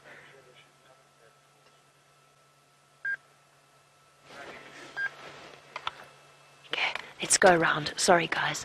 Of leopard cubs than any other predator. However, in this situation, leopards are more territorial with other females. There's Karula. Just a spotted cat hiding away. Where are her cubs, I wonder? Can you see her at all there, Dave? I'm going to go back towards Tingana. This is so hard to know where to go. She's just... There we go, I'll be able to show you here. Quickly show you. There, she's up.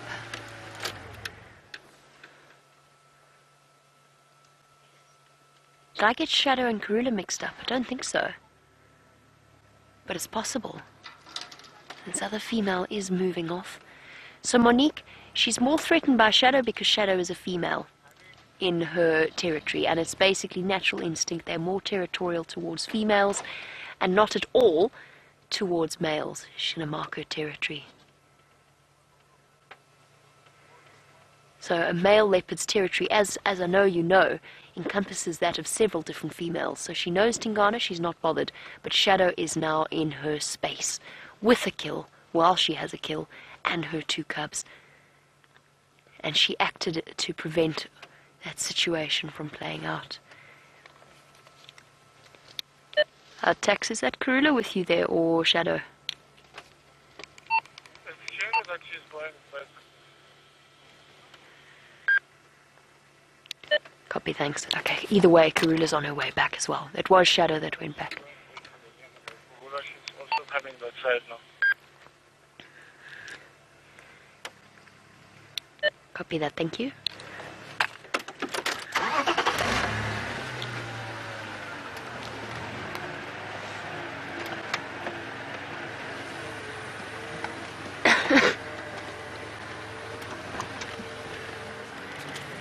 And James Dungan, do I think that this interaction between all three of them will put a halt to Shadow's amorous activities with Tingana, and will she have to go and find a new male?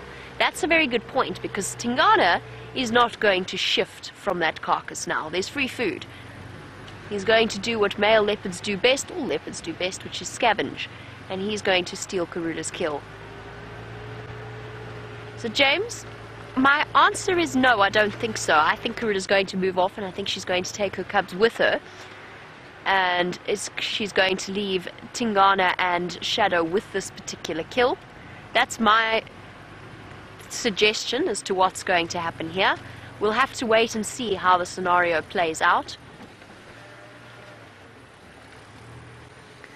I'm sorry, I do have to be on the Game Drive channel. I need to clarify something with Tex first.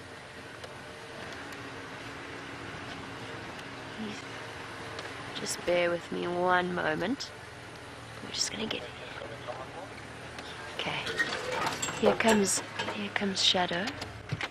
Or is that Karula? I've lost track now. Just hold on one moment. We just went on our Game Drive now, but I heard something about the Ingwe. Is there a possibility for us to come and have a look? Yeah, I can check second stand by behind That's Karula, right? I'm not going crazy. Yeah. She's not happy. You can see it. Every line of her body is saying this is not exactly what she wanted for her afternoon. Shadow has already made it to the kill. Just to give you an idea of what's happening around us, Karula's stalking slowly back towards them, but Tingana is still up in the marula tree, and Shadow is at the base of it. Unfortunately, at some point we are going to have to give up our spot in the sighting. There are lots and lots of vehicles that are now waiting to come in and join this exciting moment. I just wanted to check, are there 2 lots down here or just one? Well, 2 lots now, join up to 1 block again. Where are you now? Scraping her back feet. Okay, yeah, that's also arrived in there. So, yeah. Marking her territory. And then we've got Tingana up in the tree. Oh no, beautiful. Shame, I feel sorry for her. She knows she's just lost her kill. She knows she's going to have to take her cubs away. She's not willing to go down without a fight just yet.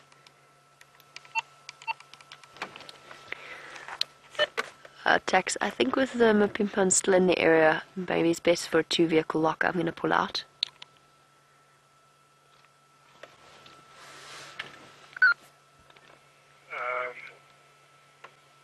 Jimmy, I don't think he's, yeah, when it's done, but yeah, because you see it's about, 3 English here, so I don't see any problem issues today for 3 movers here. Okay, copy. Thanks, Tex. Your call. We're just having a quick discussion about the logistics of this situation because, of course, 2 sightings have just become 1 sighting. So obviously we have to manage carefully in terms of which vehicles are where. There is Tingana, quite contentedly. He is so disinterested in the, what would we call it, the foibles of his ladies. He couldn't care less that Karula and Shadow just had a little bit of a scrap. Not a scrap really, they didn't come to blows, but that Karula chased Shadow. He's really just far more interested in the free dinner that's come along with the ride. Shadow is down below him. If we go down a little bit, she's currently, funnily enough, marking her rubbing on her cheek on the various branches around her. Cheeky girl. And Karula is furious. It's very difficult for you to hear, but she is growling away. We're just going to go forward ever so slightly so that we can watch the action unplay, but we've got to pick a good spot where we can see everything happening.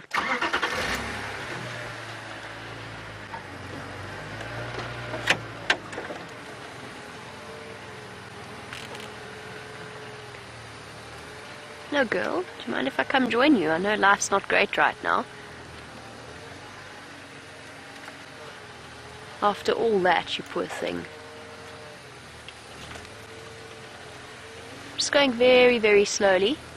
We've got 3 leopards in the sighting and possibly 5. Oh, the queen is blowing spit bubbles once again. If I go there, Dave, can you sort of see her? There, if I pop us here, can you see Karula? Forward.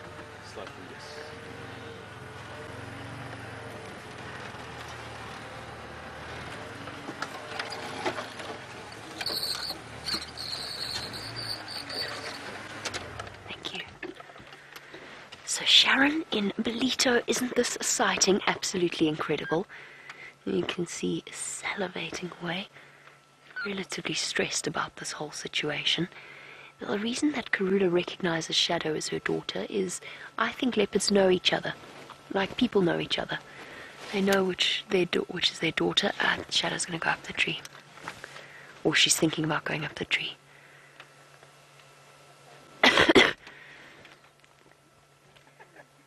So they do recognize each other, just like Tingana recognizes which female he's mated with, and therefore which cubs may well be his.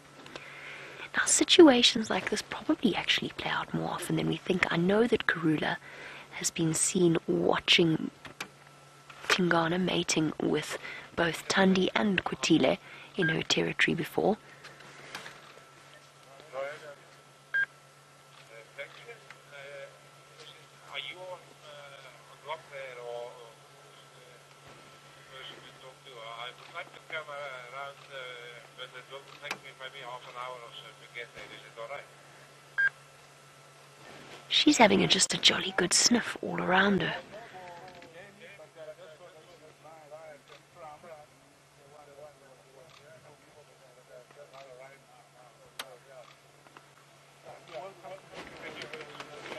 What an incredible scene. 5 leopards, although 2 missing cubs. Thank you very much. Yes, absolutely. A cat in Tampa. You've got that spot on. So I'm sorry, I've been so caught up in the chaos. I haven't properly explained everything that's going on. Shadow is in Karula's territory, but only just.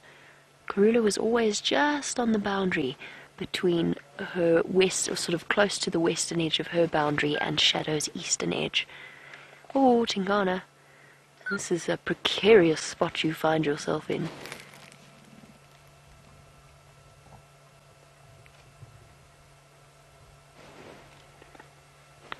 Shadow, sorry, Karula's so unimpressed, she just started growling next to me. Just wanted to make sure that she wasn't about to dash off. Cat in Tampa, yes. Shadow is in Karula's territory because Tingana brought her here. The Imperator...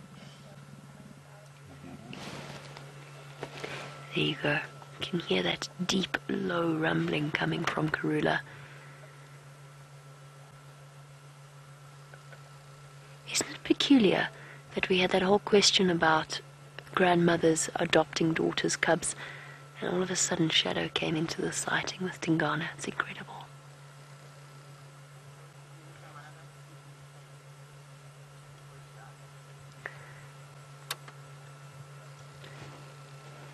That impala's going to fall out of the tree. Sorry, don't know where to look. Pick a leopard, everybody. Which one should we look at? I think we should look at Tingana about to drop this impala out. It is... I don't even know how it's holding up there. Oh. Oh. Oh. He saved it. Sort of. It's gonna go. It's gonna go. Bernie, Bernie.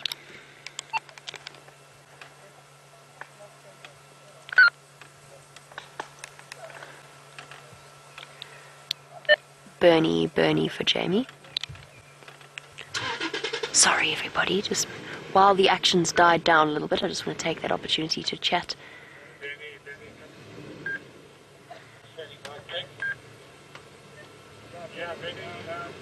Okay, while I just have a quick chat on the Game Drive channel, let's go across to James and a scavenging bird of prey.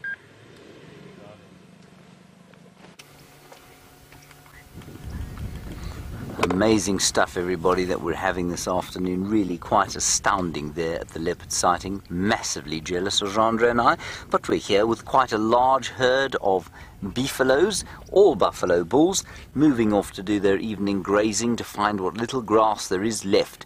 And what's interesting is that one that we started with, sorry Jandre, if we might go back to him, he's eating Peltophorum africanum, or the weeping wattle, and that is renowned, I've just read, as a very good cattle fodder, though not surprisingly a buffalo eating that. Now, there's quite a lot going on around the waterhole. As soon as something happens with those leopard, we will go back to them. But while we've got the initiative, if you like, over here, I'm just going to go back a little bit. We can't see them, can we? I was going to ease my way down here, but there's a hippo out of the water making friends with a giraffe, which is quite nice to see. So let's go and have a look-see. There we go. There's the hippo. I don't think we're going to get too close to him because I think he'll run off, but I'll just show you his bottom first before we try a slightly closer approach.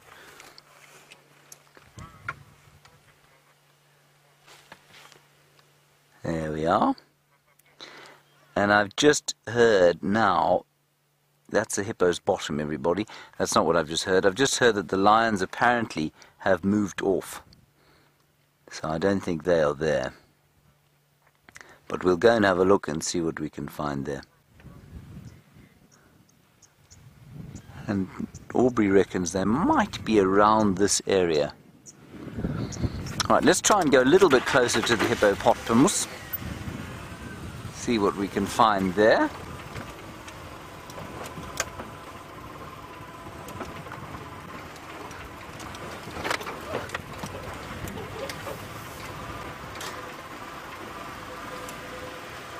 He's not moving.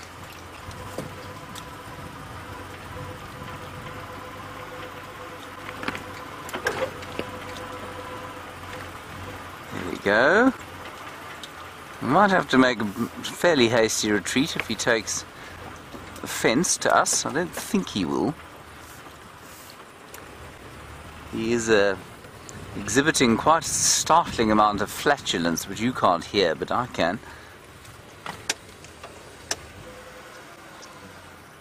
He's going to come out the side there, John. I don't want to follow him through there because I think he'll run. There you can see him just disappearing through the bushes. Ah, well done. Let's go. We might get him going back into the dam.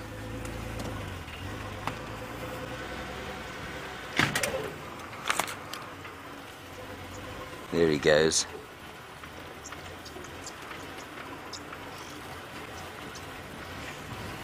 Now, they don't like to stand still for us, you know. They get very nervous. There he is.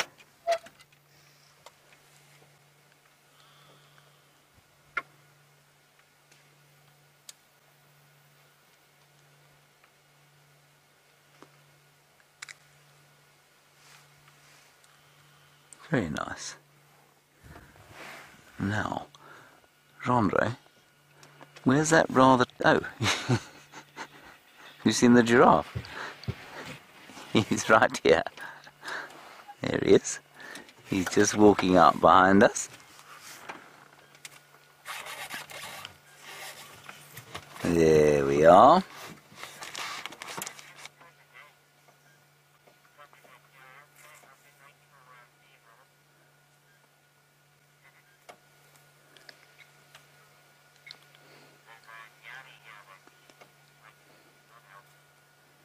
Isn't that nice? That's a bull giraffe with quite an overbite. Doesn't he have a bit of an overbite there, Gendre?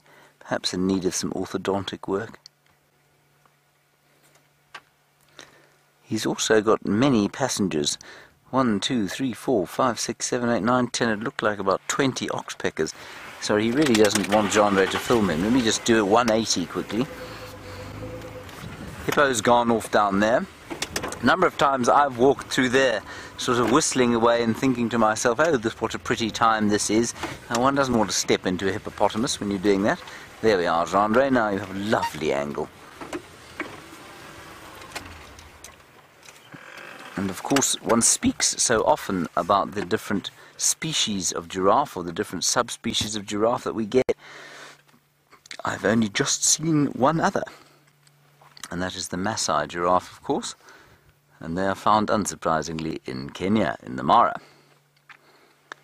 And the difference, most noticeable difference, is their markings. Their markings are much more irregular than the southern giraffes. There also aren't nearly as many oxpeckers lurking about in them. I think there are. Let me just get the binoculars out and have a look-see here. 1, 2, 3, 4, 5, 6, 7, 8, 9, 10, 11, 12, 13, 14, 15, 16, 17, 18. Hello, Aaron in New Zealand. Do you want to know if the hippopotamus would eat anything that this giraffe dropped? I don't think so, Aaron. You know, the giraffes don't do a great deal of dropping. You know, if you watch the way they feed, they don't break off branches like an elephant would. And so an elephant, you know, what an elephant might break off, absolutely, I think you'd probably easily find that hippos might eat those. Sort of off-cuts. Ooh, Jean-Ray, can you get a picture of the oxpeckers? They're all having a bit of a dust bath, or are you unsighted? You got them there. There we are, look at them. All back onto him. This is wonderful. Aaron, the other thing they do eat, of course, is elephant dung, especially at this time of the year. They will often eat elephant dung. It's because there's really not much in the way of grass at all.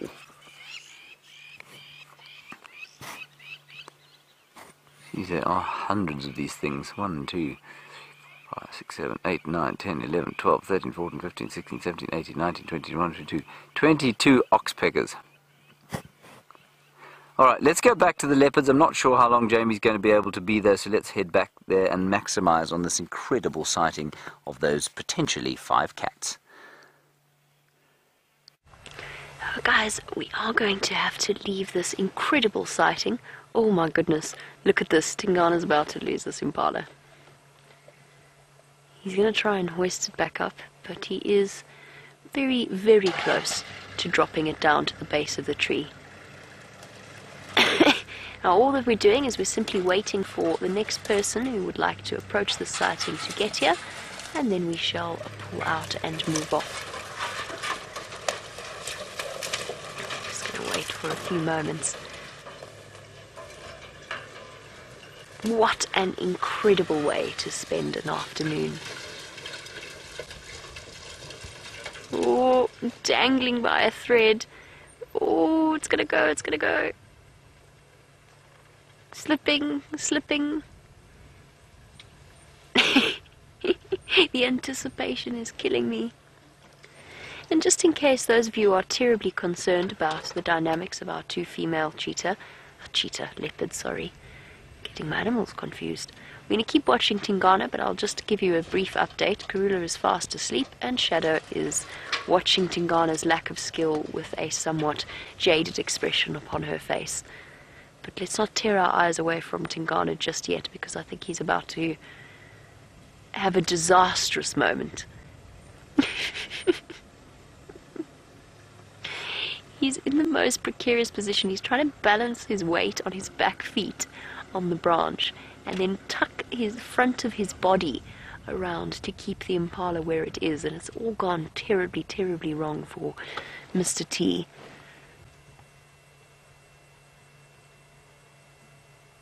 Well, or terribly right, I suppose. A couple of hours ago he was simply occupying his time with Shadow, or attempting to avoid her attentions by pretending to sleep. Now he's got a free meal out of the whole deal. Oh, Karula's growling again, but sleeping. Got any? Now, approach is your side the best there, eh? Okay, guys, that's it. We have to go. Wherever, like, when you can just come maybe behind me here. Yeah, it's all motion. Thanks very much,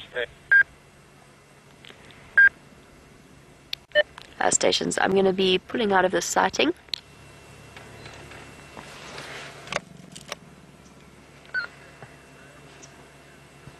Okay. Well, what an incredible afternoon it has been spent with these leopards. We're going to move off and find some other things, but in the meantime I'm going to send you back across to James while I make my way out of this particular sighting.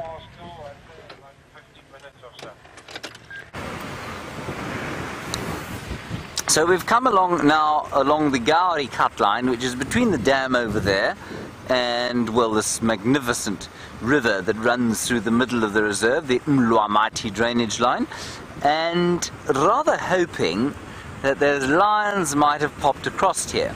In front of us is Aubrey, and Aubrey went to check the kill site, and I thought they might leave there, and they have indeed left there. I suspect, oh, there's an elephant. I suspect that they are in some very deep bush. It's not possible to kind of drive into this area with any degree of comfort. So we'll stop here and have a look at the elephant, and we'll also make sure that we can't see tracks of these lions going towards the pan there. We move a bit forward, and there we have l'elephant, and I'm sure there's a whole herd of them in here.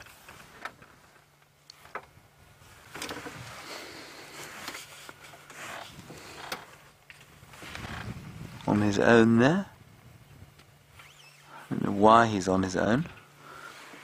There could be another herd somewhere around close by. One or two more. Might just be a lonely fellow. Lonely bachelor. Finding his way in the world. Like me, Gendre. He's probably younger than me, though.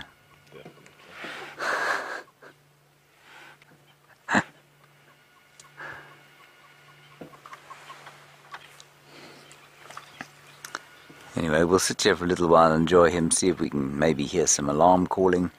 That would indicate where the lions have gone. But the fact that Aubrey has driven up and down this road and checked for tracks indicates to me that they have not crossed towards the pan, and they're probably still in that hellishly thick block towards which that elephant is now facing.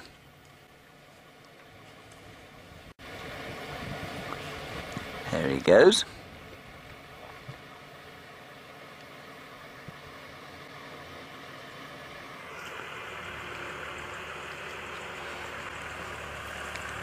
Ahe, minjani kwalan? Tingala tiyo kui. Atukona. Hello, everybody. Hi. Which channel is this? Oh, well, you and therefore I and now you, of course, we're on wildsafariLive.com. Yes, is it not on? Not on TV now, no. We do broadcasts to the United States, though, Okay. on National Geographic. On National Geographic here. No, not here. Yeah, it's a different region. It's all rather complicated. Enjoy. We are live. So you are live. You are live. You are live. Yeah. Would you like to say anything? Yes, somebody might spot you. We can't put it on you because you haven't signed a release form, you see. And you might sue us should you become famous overnight.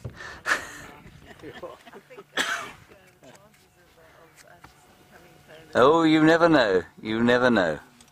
Stranger things have happened.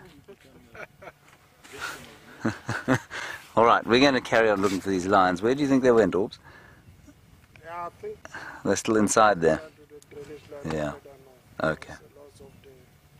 Lots of vultures and things. Okay. All right, everybody, we'll carry on north. Enjoy. Bye-bye.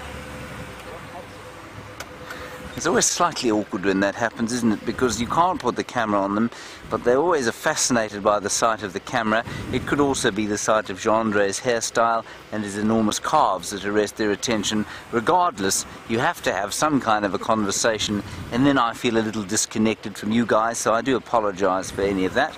But we had to have a polite conversation with those people, none of them under the age of 106. Hey, Gendre? Gendre is having a bit of a laugh. Very sweet. Right, let's carry on around the corner here. Another group of people, but I think we'll just bypass them. Aye! We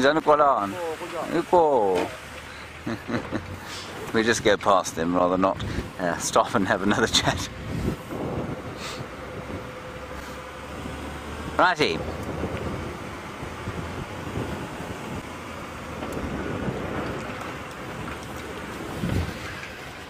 Gracie, aged 9, you say, are you still my best friend now that you're aged 9? Gracie, I don't know why you think it would ever have changed the fact that you are now aged 9. You're of course my best friend and shall remain so. No, Gendre, you're not my best friend. You're probably in the top 150 or so, but yeah. Gracie is number 1.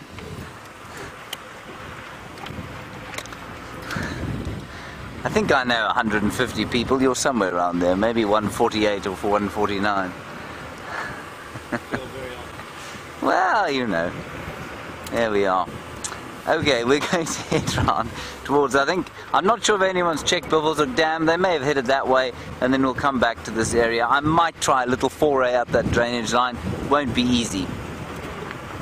How was that leopard sighting? I hope you all enjoyed it. I was extremely jealous of the fact that we didn't stay with those leopards for slightly longer. I just had a feeling maybe we should have, and then we thought, nah, let's go and look for the lions. And then if we'd stayed with them and followed them, well, we could have joined you there. But I believe there's something of a vehicle pile-up going on around there, so maybe best that we didn't go there.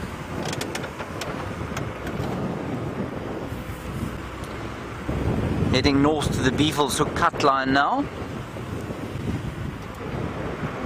And we'll see what we can see there. Oh, sorry, Haley, I missed your question because of those people came up and we were greeting them. The Centurions, we'll call it the Centurion vehicle. Haley, you say, how come the seasons are different from what they are in England? You say the winter is wet there and the summer is dry, and it's the other way around here. Of course, the summer is wet here, well, wettish, and the winter is dry. Well, Haley, first of all, I'm amazed that you say it's ever dry in England, because that certainly hasn't been my experience, but I take your point. Haley, I'm not sure of the exact physical properties, but this is just a very strictly summer rainfall area. As you move to the south, towards Cape Town, where Jean-Andre is from, they have... Heaven, says Jean-Andre. Jean-Andre, of course, is deluded. They have what we call a Mediterranean climate, and that's because it's Mediterranean. So around the Mediterranean Sea and down to Cape Town, you have that winter rainfall and then very hot, dry summers. And I suppose that's much the same as it is in many parts of Europe. And that's just a Mediterranean climate. Down here, I think possibly because of the latitude, because we're closer to the equator, we generally get our rain in the summertime. But I can't really say why. I'm going to say it's because of our latitude, but I couldn't really tell you what physical properties of the atmosphere make it so that because we're closer to the equator. I'm not really sure. Very nice question. I love those questions that I can't really answer because, well, it's just rather interesting. Well, on that note, yesterday evening someone asked us about the Grant's zebra, and I said I'd heard of it, but I wasn't really sure what it was. And then I opened my book and I said that there was an East African species, well, subspecies of the plain zebra called Equus quagga bohemi, and that bohemi, thanks to my dear source of information, Judy H., is in fact the Grant's zebra. So thank you for that again, Judy H. Your constant monitoring of my biological knowledge is enormously appreciated, so please keep doing it. So the Grant zebra, everybody, for those of you who were listening yesterday evening, is found in the Mara Triangle. So we were looking at them just, well, Monday to this week we were looking at the Grant zebra in the Mara Triangle of Kenya. Now let's just see anything pops out.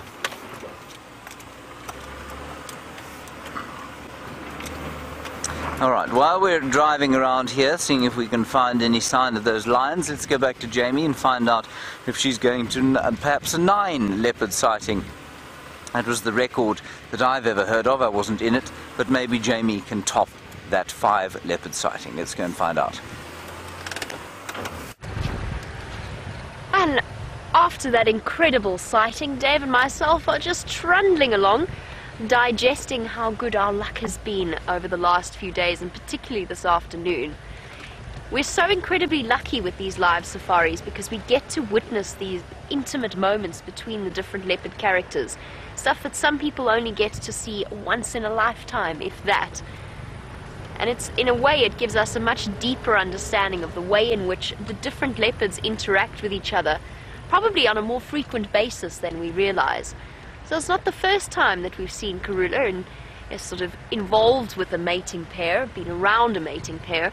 And I think that might be a first with her 2 cubs involved as well. And what was so fascinating about the build-up to that sighting, before we realized that Tingana was on his way, bringing Shadow trailing behind naturally, before we realized, I said to Dave, she's starting to chuff, she's starting to call, and then we saw the 1 cub, and then all of a sudden it was absolute chaos, and she was up going back to the kill, going to greet Tingana and investigate him. And it just turned out to be the most interesting interplay of the different dynamics. So a truly spectacular sighting here on the Sunset Safari. I'm not sure we can top that one, but you never know. The night is, or the evening is yet young, and we've still got at least another hour of our Sunset Safari.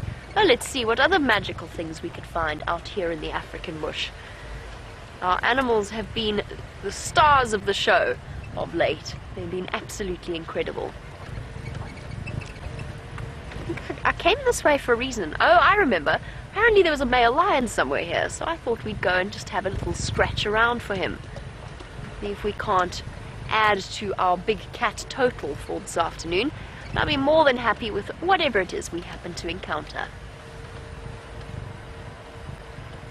And speaking of all animals, great and small and magical, James has encountered another giraffe. Let's go across to him.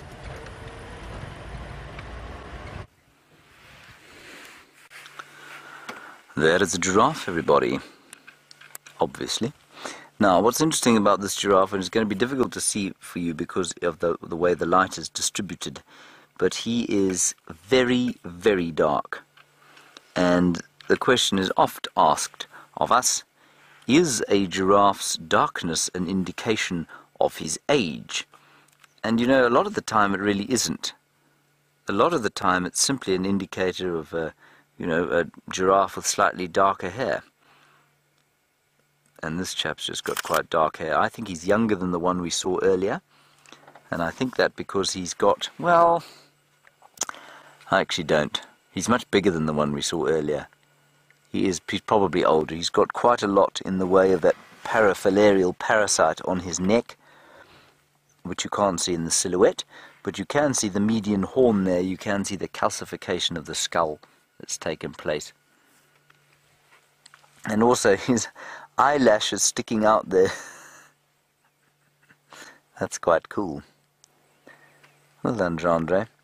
You've captured his eyelashes beautifully. You know, I learned the other day, everybody, a completely useless fact that will not help you or me, but I'm going to give it to you anyway. Elizabeth Taylor had a very rare condition where she had eyelashes on the top and the bottom, which apparently is very unusual. I know we've all got very sort of small ones on the bottom, but she had basically a double top and bottom. It's a rare genetic condition, and that's why her eyes looked so, well, so interesting. I don't really remember Elizabeth Taylor too well, but I thought I would share that utterly useless fact with you on account of the fact that it's the only eyelash fact that I'm aware of. Rusty is now revving horribly. Let's let her clutch go.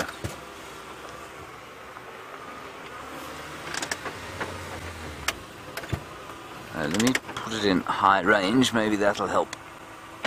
Now we're on Hyena Road. The lions were in about here. Aubrey's gone in to have a look. He has driven this road already, so I don't know that they're around here. And if they haven't crossed this road, then they won't have gone towards Beefleshoek Dam. And we don't have too long left before the sunset, in which case we won't keep looking for the cubs. But what I think we're going to do is drive around on Hyena Road. If there's nothing here, I'm going to actually put my nose into the drainage line and see if we can't drive up there. And that might be quite nice to find them lying in the dappled shade of a Tambuti Grove. Would that not be nice, Andre? Would it fill you with joy? Now, I know one of the viewers has been wondering if they could see Andre's calves. And he's shaking his head, of course. Come on, Andre, show us your calves. They are very impressive. Chi-Town Connie, do you want to see Andre's calves? I have not shaved. You haven't shaved? Okay, well, never mind. What I'll do is take a picture of them. He's now trying to hide everybody. He's trying to get out of the car so that we can... I got them.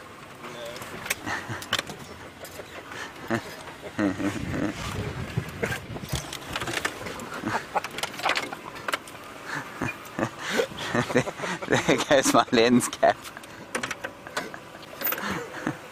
Hold on 1 second.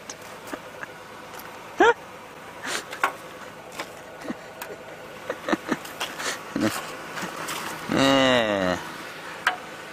Well, I tell you what, if you look at my calves, both together like that, that's what that's what each of his look like. But they don't have any hair on them. Well, they have actually. It's just a little bit sparser than mine. Right, there we are. That's ridiculous, John. It's a serious wildlife show. I think I may have broken this camera.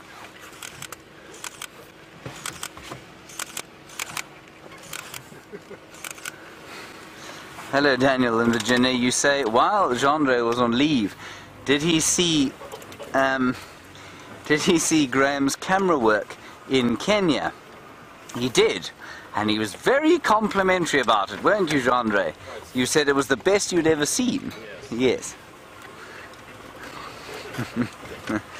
Let me explain something about Graham Wallington, everybody. He refuses to wear, I mean, his eyes are losing flexibility, as that happens to all of us, but he refuses to wear bifocals. So he's got two pairs of glasses, one of which helps him to see far, and one of which helps him to see close. But if you are filming from a camera, you need to be able to see the viewfinder and the subject that you're filming, right? So he was basically, it's impossible for him to see, because he won't wear bifocal glasses, it's impossible for him to see what he's filming at if he wants to see the viewfinder in focus, and likewise if he wants to see the viewfinder in focus, he cannot see what he's actually filming. So it's very difficult for him because he refuses to wear the bifocal glasses. And that's why he was rather uncomplimentary to himself about his film work. I thought he did remarkably well. He certainly did far better than I would have, but that's not saying much. It would definitely have been blurry Mara if I'd been on camera.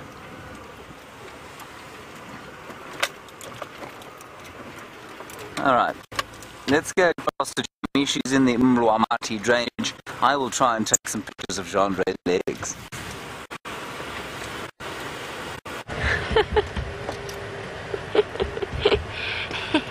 And James's mom says he only takes pictures of the sun. Anyway, moving on, since we're in the Mulwati drainage line, Dave, I'm not going to take any pictures of your calves, I'm sorry. Thanks. But I take a strong stance against objectifying Dave and the other cameraman. But as we trundle along the Mulwati, I've just spoken to Ephraim, who tells me that where he left the male lion this morning, there are lots and lots and lots of elephant tracks, and that it's most likely that they chased him somewhere into this vicinity. Now, that's what we're looking for at the moment. Either way, I think that the Djuma Dam Pan is going to be a very good place to start heading towards as it starts to get dark, because there's a chance the Nkuhumas are going to come for a drink, there's a chance that the male lion is going to come across for a drink, and who knows what other things might decide to come and quench their thirst. And either way, driving through the Mulwati is a truly scenic route that we can just sit back and enjoy. In fact, I don't even have to really drive the car, it kind of drives itself. It really is the most relaxing way to go about one's afternoon safari, the equivalent of a river cruise, looking up at the beautiful Tamboti, perhaps looking up to see a lion. I say hopefully, oops, I say you don't need to drive. The odd hand on the steering wheel would be a good idea. Truly picturesque and atmospheric. And hopefully with a male lion somewhere along the road. What? Very male. Okay,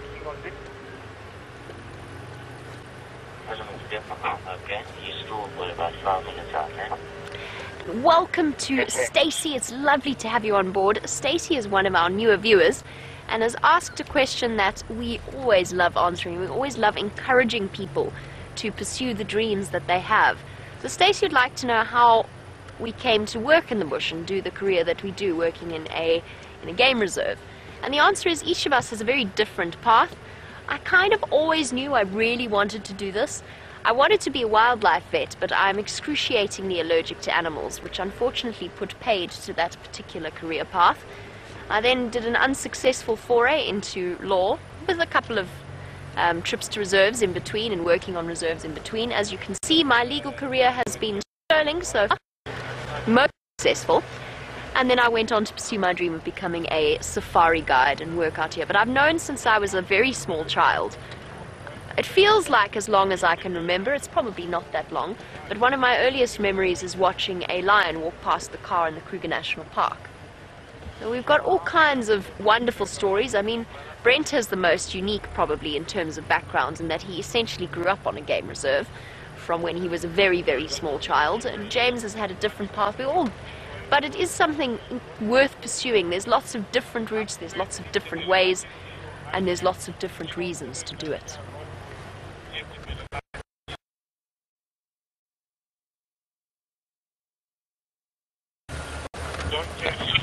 And essentially, there are qualifications, there are official qualifications that you have to follow, as we duck beneath the beautiful archway of the Mulwati drainage.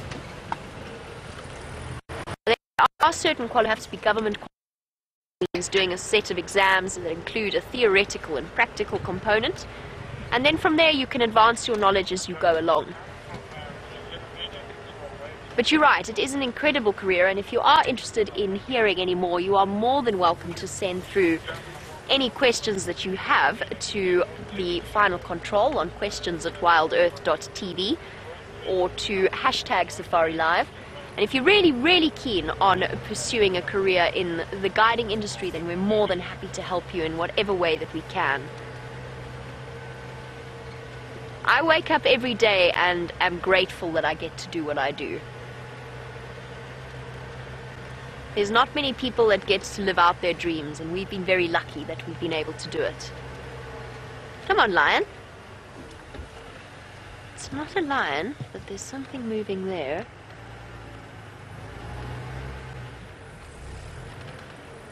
I'm sure of it. It is a monkey. Huh. And it's just gone away into that... goodness. Marie, let me see if I can try and find him again for you. I feel like I haven't seen vervet monkeys yet since I've come back from leave. You got him. Bravo, Dave. Well done. You've definitely got him. That's definitely a monkey. Do you know that Rod I think he's trying to work out if it's been spotted or not. Where's the rest of your buddies, little one?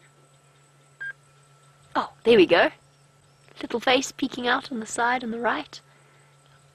There's two of them there in shot. Can you spot the second one? There it is, shifting around. Oh, bounce, bounce, bounce. Have we gone up into the leadwood? And of course the jackalberry trees are fruiting at the moment, which means that we've got lots of different animals around the Mulwati drainage. And right now, playing peekaboo with a troop of vervet monkeys in one of my top 5 trees. A leadwood tree.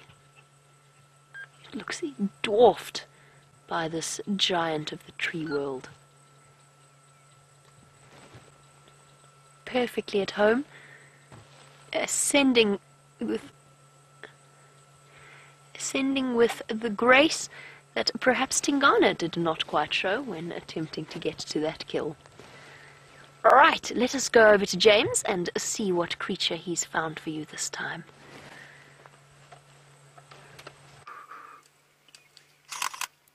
We have found, everybody, a buffalo. Again. Very nice buffalo there, grazing, obviously, that's what they do. And we're not too far from the setting sun. I don't mean that physically, we're obviously very far from the setting sun. Some 8 million kilometers, I believe, in fact even more than that. But it's just quite nice watching the dust rising off their feet, and that dust, of course, a sign of the dry season. This is the best light to view buffalo in, everybody. I just find that they are slightly sort of, I don't know, dull in the middle of the day, but when it comes to now and they're kicking up dust and the light is shining through their fur, I think they're quite attractive. In the most bovine way, I suppose. Chandra, have you ever described a human being as being bovine? It's not a compliment. No. Look at this one here, Chandra. I think he's itchy.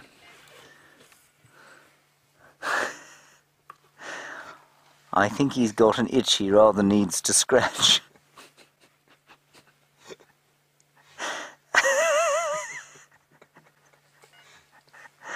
Oh dear. Oh goodness. Yes. That jackalberry tree is going to be rather sad, I think. I feel that a tree as magnificent as a jackalberry should not be subjected to what that one is being subjected to at this point.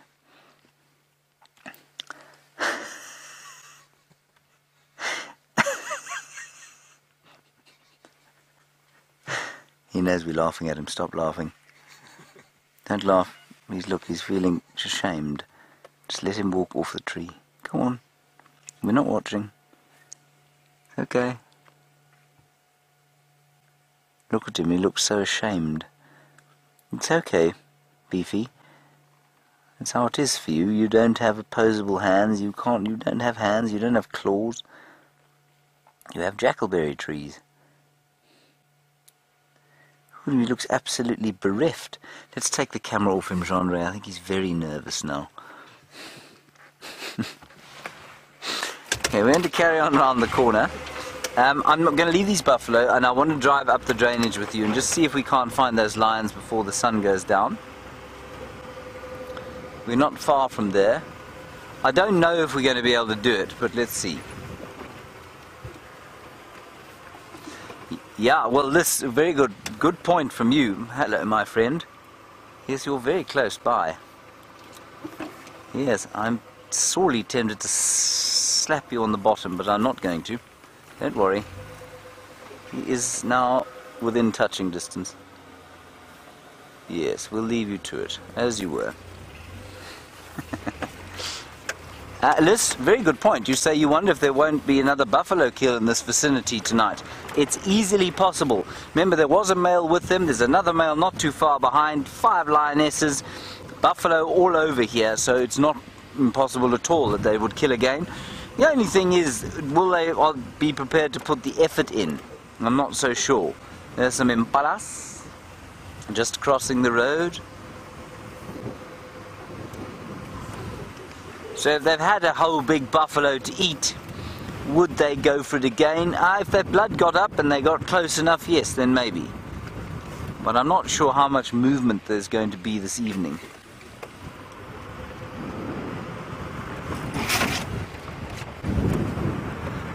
Right. We are now going down towards the slope, and we'll head in and see what we can see. We really have had the most amazing day here, haven't we? Cats all over the place. Lions, leopards everywhere. Now, I'm going to drive in here. Probably, actually, not quite from here. So we're going to drive up this drainage. We're going to go a little bit further along to where that big jackalberry is, and we're going to drive up from there. Basically, where we saw Tingana come out of the drainage yesterday, we're going to go up the way from there. The light is now just too special. Now would be a good time to take a picture of your calves, Jean-Andre, because the light is very beautiful. The aerial is, I'm afraid, having a relax. I don't think it's supposed to be pointing at the ground.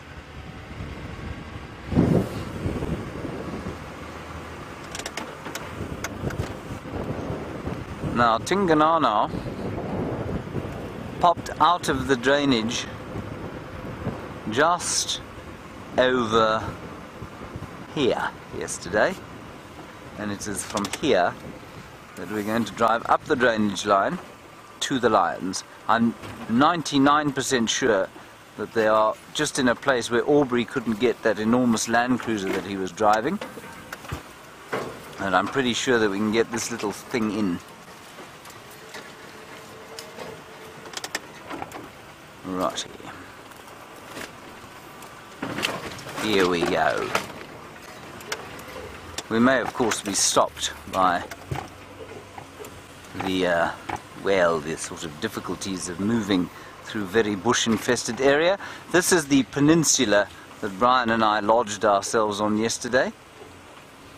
So the lions are not far from here, just a couple hundred meters, I imagine, 300 or so feet.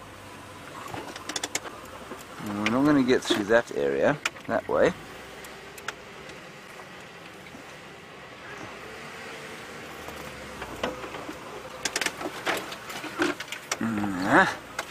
Let's try here.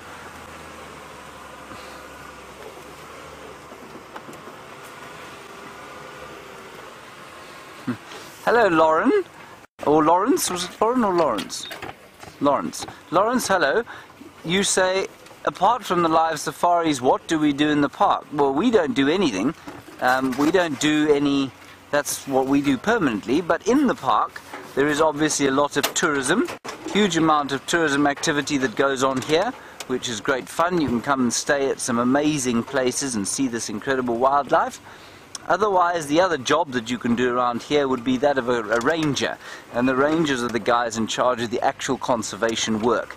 They will do the anti-poaching, they'll burn the fire breaks, maintain the roads, look after animals, maintain populations at the right numbers in some areas, and that's basically what you can do. We don't do too much of that. In fact, we don't do any of that. We are purely here for the live safaris. And we like to think we make a contribution to conservation by introducing people to the wilderness and to the wild. Now, these lions, I think, are really pretty close by to where we are now, but whether we can get in there or not, I don't know. Maybe a little bit of bump here, Gendre. Yes, I know your VR rig. Watch out for this tambuti tree, Gendre. Don't eat the leaves, you'll die. And I shall have to film myself. Are you alright there?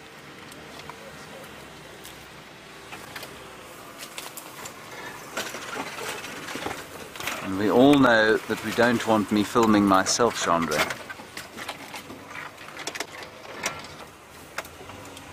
Now,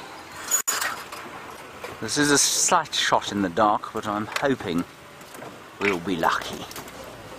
You seen any lions, Gendre? You smell scat.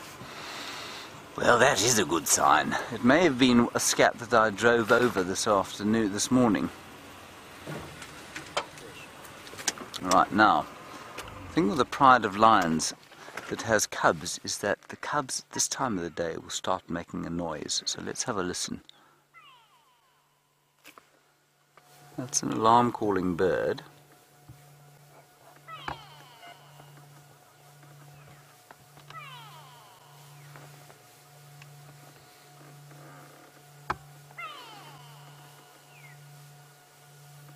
So we're listening for that. Wow, wow, wow, wow, wow.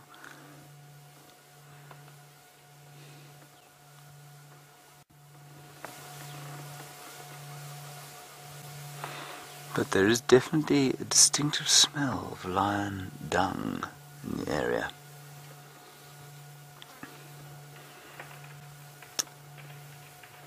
And the sounds of elephants breaking things. Now, I'm not convinced that we can go forward here and make it up. Let's try. Gendre, we will have to watch your head on this thing.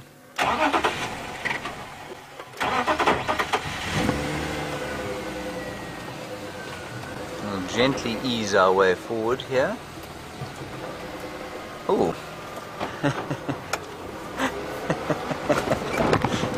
The lions are not here, everybody, and you know why I know that? It's because I'm psychic. No, it's not. It's because they are at the Djuma Pan and you've told us that. How we missed their tracks going across the road, I cannot imagine, unless, of course, they've just crossed now, which is very possible. Right, because I'd happily believe that I'd missed them. I wouldn't believe that Aubrey'd missed them, though. Okay, let's go to the Djuma Pan and see the lions. Unless Jamie's closer, in which case she can go there. But I think we are closer, actually. We'll just pop out here. Hold on, Gendre.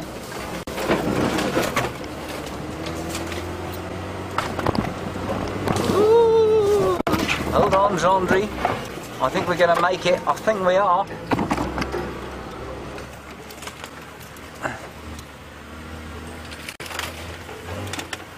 I'm just going to call it in on the radio, just in case some of the game drives who are looking for them are closer by. Stations, a visual of the Nkuhuma Pride at the Pan. That's visual on the damn Pan camera. I'm not there yet, so I'm on my way there. I'll be 2 minutes away. Right, hold on, we're 2 minutes out. And the cubs are there. Thank you, everybody. Gendre, your aerial's having a rest.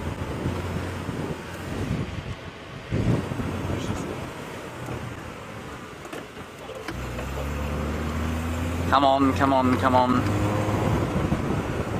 We've just got to get around this corner. The last time we saw Lion the Djuma Pan, everybody, we missed her because she disappeared into the bushes. Oh, and there are elephants there as well. Thank you everyone for watching on the Djuma Dam cam. Kirsten, you don't have a feed there, do you? Okay, Kirsten doesn't have a picture yet. This is because we're in the new final control and it's just taking a little bit of time to put it together. Right, here we are.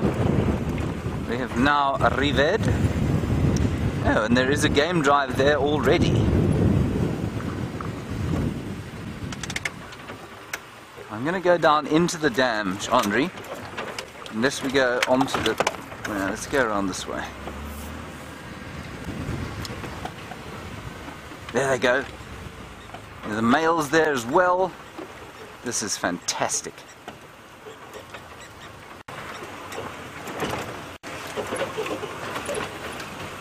Look at all the elephants. This is amazing. Look there, all the lions on the right hand side, elephants off to the front. It's unbelievable. Kirsten, if you want to try, I don't know what you're... No, you in fact don't go to the camera's facing away, I think, from the pan. More elephants coming up towards the pan. And oh, you don't, so you can't actually cut it. Okay, I've got you. I've lost my game drive radio now. Where on earth is it? There it is. Oh, look, little cubs. Look at them all. 1, 2, 3, 4, 5, 6, 7, 8. Oh, they're too cute.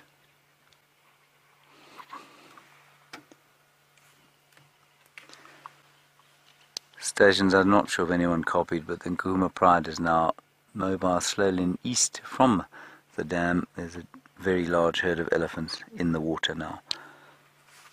And the one big male who I think is courting Amber Eyes. Why wouldn't she? But she's not courting that lioness because she is unquestionably still nursing. You can see that from here. He's got a bit of a limp. Not unusual for a male lion or leopard to have a bit of a limp. And they've clearly been drinking. You can see them sniffing. And the reason they've moved away from the water, everybody, I'm 99% sure, is because of these elephants. You can see lots of them there now. They've totally covered the pan. And they know the lions are there, but the lions will not take a chance. Andre? Consumption. Now let's see what happens here. It wouldn't be unusual. Look at this. They're chasing the lions now. See how they're moving the cubs away? The lions. Here come the elephants. Shouting. The lions have taken fright. Oh, and look. This is our favourite elephant, everybody. That's the half-trunk herd. She doesn't brook any nonsense, that elephant. She's one of our favourite characters for our new viewers. You can hear the little cubs, maybe they're just objecting there.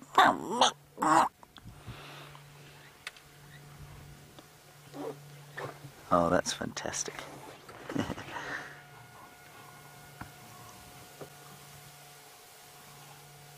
Look at them disappearing through the bush there.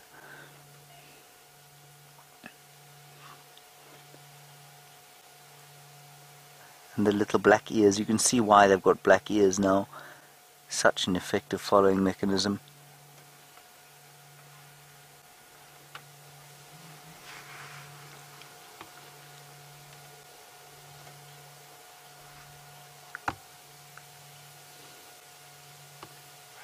And I don't know if you can hear, but the elephants are all talking to each other. They're making that low, deep rumble. I don't think you'll pick it up. It's very low frequency. I think let's follow those lions, everyone. We're going to have a last view of them before the sun sets, and we might come back to the elephants just now.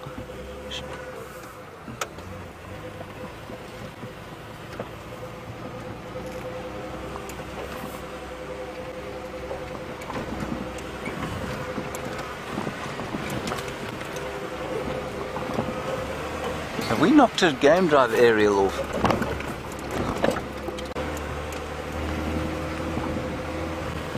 Sorry, Kirsten, I'm having trouble with the radios here. Here we go. I think that they are... Yes, we got you now. They're the little cubs. And the mum is over there. We're going to go just towards the cubs. I think they're going to go back towards where that kill is. I don't know that they're going to go all the way there, but I think they'll go towards it and perhaps spend the night in the drainage line area where we were. Look at them all. I'm not going to follow them through that thick block, everyone, so let's just enjoy them now.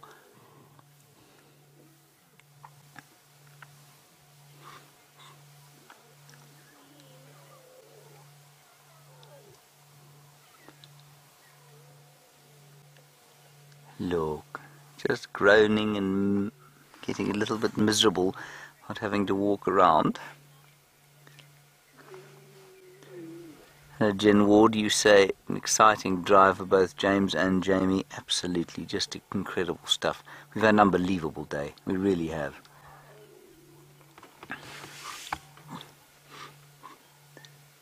And then playing with each other. Martha, you want to know if lions eat elephants? They do. Very, very seldom do they eat them here. Normally only if they actually die. Of natural causes, I mean. But in Botswana and in the drought season and during those sorts of times, then absolutely they do. But normally the elephant has to be very, very weak, and the pride has to be very, very large in order for them to be killed. That is a very large male lion. Well, he's relatively large. He's not actually very large. He's just an impressive beast, isn't he? These Birmingham boys have filled out a huge amount in the last sort of year that they've been in charge here. Just over a year now they've been in charge. Look at that golden light catching him there. And I'm not going to follow them through there, everybody. The sun is setting, the cubs are going back, and it's very thick in there. Stations, these animals have moved, the pride has moved off east into the block towards the Gari cut line. I'm not going to follow them through the block, it's very thick.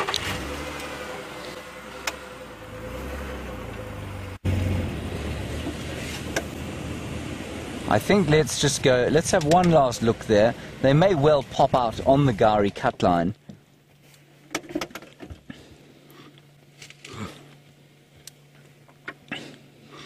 There we go. Just spraying his territory there, making sure everybody knows who's in charge.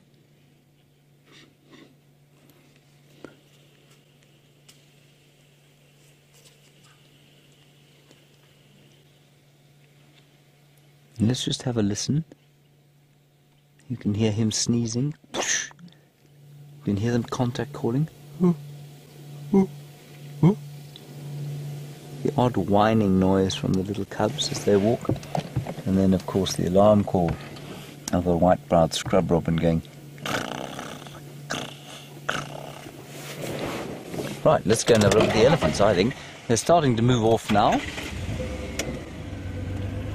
Although this car is not sounding good. Oh. Hello, Foxhat. You say elephants, lions, cubs, elephants, gold. Oh, I already said elephants. Golden light doesn't get much better. It certainly doesn't. It's just stunning. And they'll still smell those lions, you know.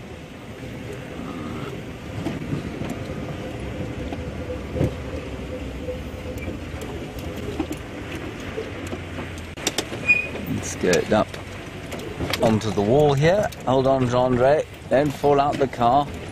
Grip on with those amazing calves of yours.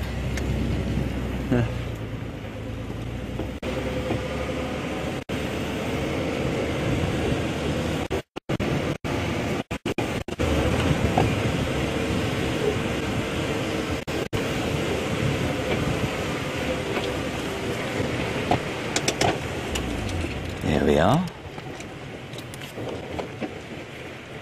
Last station, best approach, just pop up Gari cut line. I'm pretty sure they're going to pop out there in the next 3 minutes or so.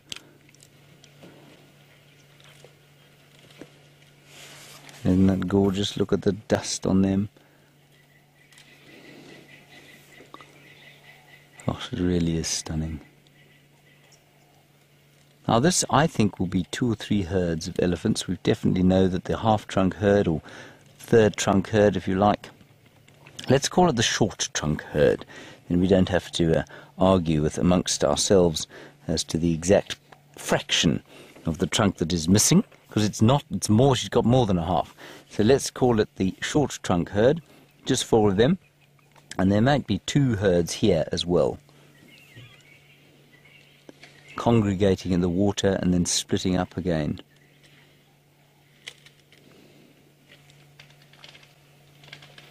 Just the little bits of subtle colour, the last bits of winter leaf.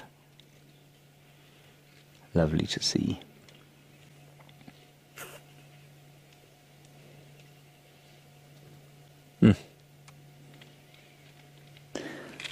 Gendre, do you see that animal over there? That one there, look at that everyone, it's a great migration. That is the blue wildebeest, of which I saw quite a few in the last week or so. And the difference being, for those of you watching our little Mara broadcast, this chap has got a black beard and not a white one. And his horns are actually, as Peter Bart pointed out to me, his horns are actually closer to his head than the brindled gnu of East Africa.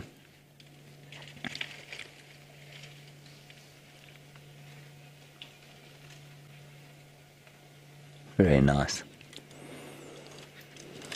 1.5 million of those things knocking about in East Africa. Let's just go around the corner here. We'll get a last look at these elephants.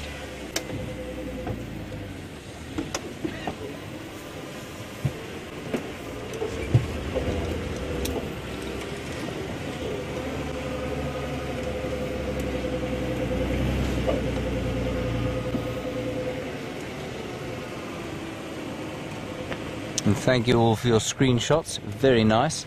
I don't think we're going to get them backlit against this light, so we'll just get them sort of lit to the side, if that's all right, Gendre. Is that okay? There you are.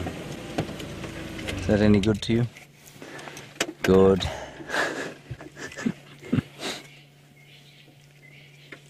And here you'll see the herd split out. Slowly drift apart from each other in the dying embers of the day.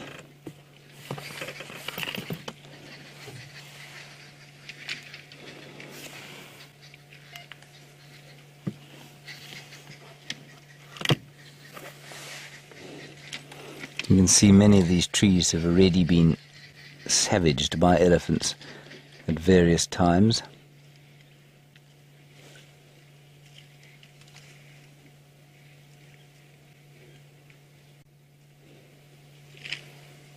Yeah, eating that peltiforum bush, the same tree that the buffalo were eating. And Gendre, we're being approached a little bit by a young bull here. Oh, except that that one, of course, using his brother as a plate.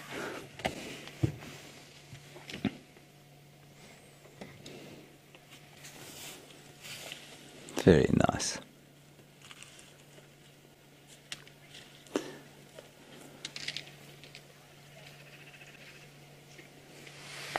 Hello, Nicole in Canada. You're wondering about the short trunk herd and how it is that that young elephant managed to lose the piece of her trunk. Nicole, it's most likely, I hate to say it, because of a snare.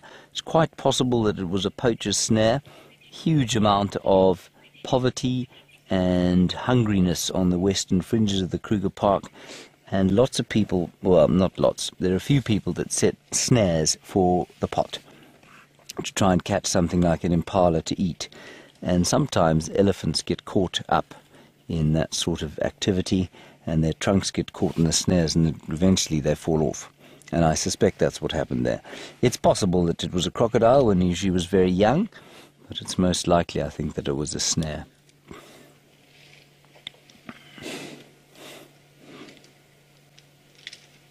But she manages fine, you know, it really is amazing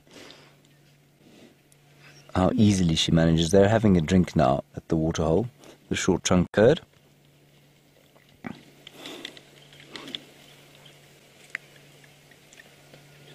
And this chap just trying out his newfound coordination with his trunk.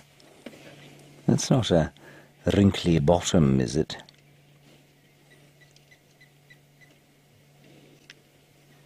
No, I don't think it is. He would be about that size now. But I don't think his bottom is quite as wrinkly bottom's bottom. You think his bottom is quite as wrinkly bottom's bottom? Jean-Andre? No, I don't either.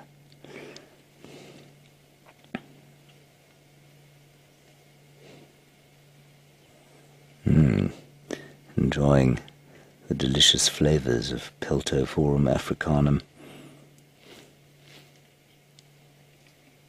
Oh, you're vicious.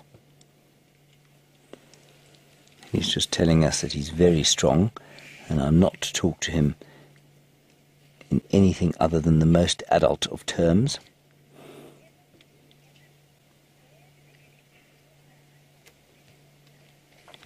Hello, Kevin. You want to know where the elephants get the water? Well, I'll take you down to it now. There's a little water hole here that's pumped, and so we're actually driving along a pipeline here, and it's pumped from a well or borehole down to the south, not too far from where the leopard is actually, and it's pumped towards here. Let's just stop here and let them go past us. I don't want to make them upset. You can see covered in mud. And apparently, if you have got a feed of the Nest Cam going, you're going to get an unbelievable picture of those elephants walking all around it. The Nest Cam is actually in the waterhole.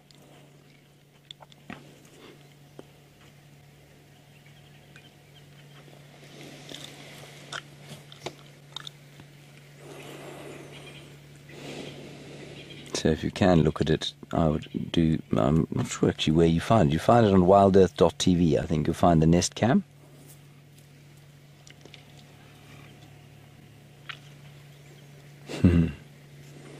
It's the one following Mum. Oh, apparently it's not. It's on a place called nest.com. You can probably search Djuma or Wild Earth there, and you'll get the picture of that Nest Cam. I should know that. I'm sorry I don't. Jean-Louis, let's just go up to the waterhole here quickly for our last bit of light. And Kathy, you say you'd love to see Benjamin Button. For those of you who don't know what we're talking about, Benjamin Button, an elephant that looks like he's got very old before his age, and in a similar way, Wrinkly Bottom has a very wrinkly bottom. Both about the same age. Benjamin's probably a bit younger. Now, I too would like to see them. I'm just going to pull off the road here slightly so that you can see the elephants and the wildebeest drinking together, and I'm also going to ask Jean-Andre to show you where the Nest Cam is. There is the Nest Cam. You can see it, just that little bobble hanging below the... Oh, I knew he was going to do that. He's just stepped in front of it. So if you're watching the Nest Cam now, you'll get an incredible view of that elephant. There, you can see it. There it is.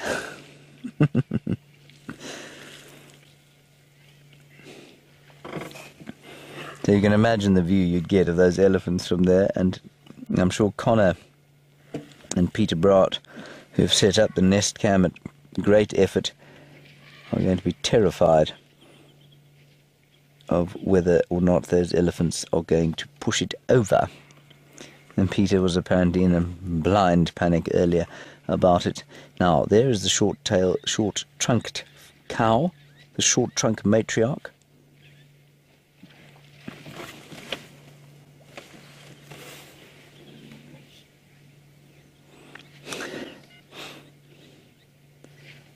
You can see lots of mud there that she's now sucking off her trunk.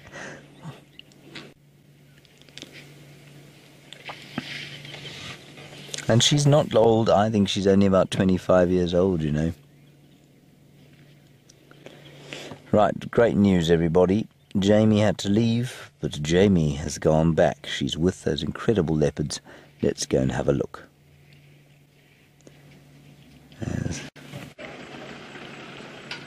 We've got an extraordinary sighting playing out once again in front of us.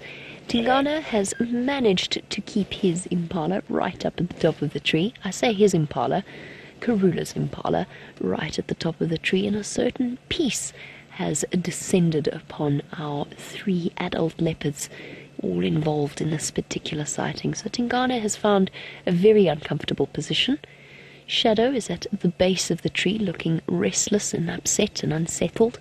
There she is there, lying down, stretched out. She's been up and down and up and down and up and down. And then, of course, the poor leopard that was responsible for this particular kill, the lovely Queen Karula, is growling away over there. Just a pile of spots and a disgruntled expression.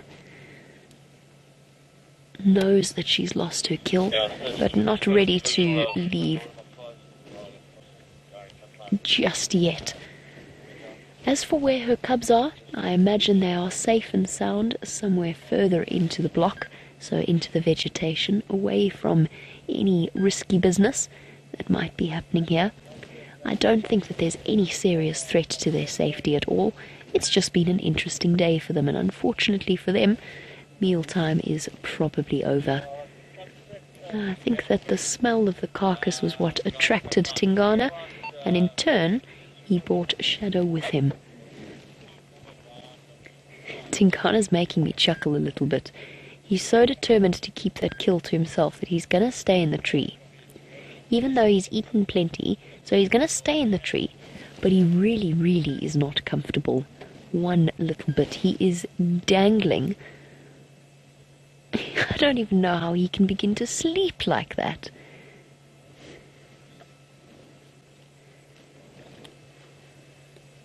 And there we go for Smiley in the UK. Smiley wants to know whether or not leopards ever fall out of the tree and if they ever die as a result. Yes, they fall out of trees, and they get I think personally, they get a very embarrassed expression on their faces and very sort of abashed body language. Not something you often see, though. They're very good at saving themselves. The number of deaths recorded from leopards falling out of trees is exceptionally rare. So, like your house cats at home, they have a tremendous ability to land on their feet and to absorb that landing with their incredibly springy joints. So it's very, very unusual for a leopard to fall out of a tree. They're very good at staying in them.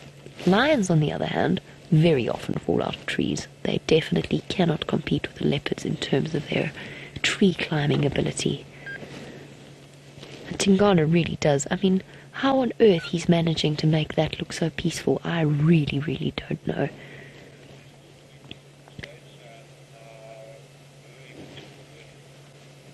Sort of perching precariously. We kind of reached a stalemate after the excitement of the afternoon. None of the leopards are in any hurry to move. Tingana is going to guard that kill until he's finished. I mean, he's basically finished it. There's hardly anything left from what I can see. Is that not comfortable at all, mister? I'm going to scoot forward a little bit so I can try and get you a better view. We are in a very precarious spot, but I just wanted to stop here so I could show you all 3 leopards. But let me go forward a little bit so you can see exactly how silly Tingana really looks. We're on a bit of an incline on a termite mound here.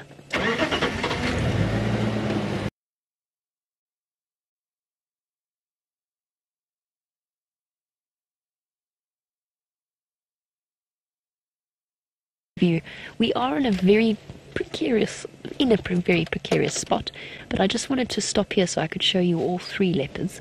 But let me go forward a little bit so you can see exactly how silly Tingana really looks. We're on a bit of an incline on a termite mound here.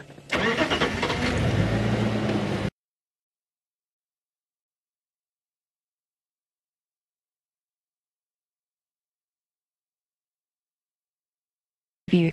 We are in a very precarious spot, but I just wanted to stop here so I could show you all 3 leopards. But let me go forward a little bit so you can see exactly how silly Tingana really looks. We're on a bit of an incline on a termite mound here.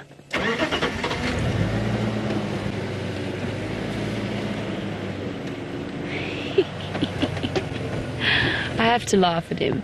He's so determined that that killer is going to stay his and that none of the other leopards have a chance to feed on it, that he's found himself in a really, truly uncomfortable pose. Dave, if I stop there, can you sort of... Perfect, thank you. As you can see, we are truly precarious right now, but not quite as precarious as Tingana.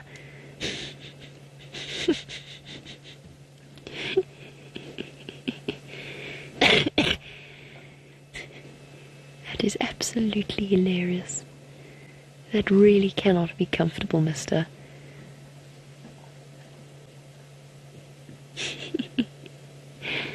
And of course, as it does start to get dark, we will leave the sighting. We don't know where Karula's cubs are, and we don't want to run the risk of attracting any unwanted attention.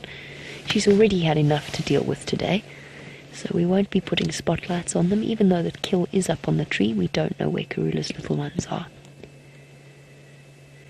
But I don't think she would be as relaxed as she is.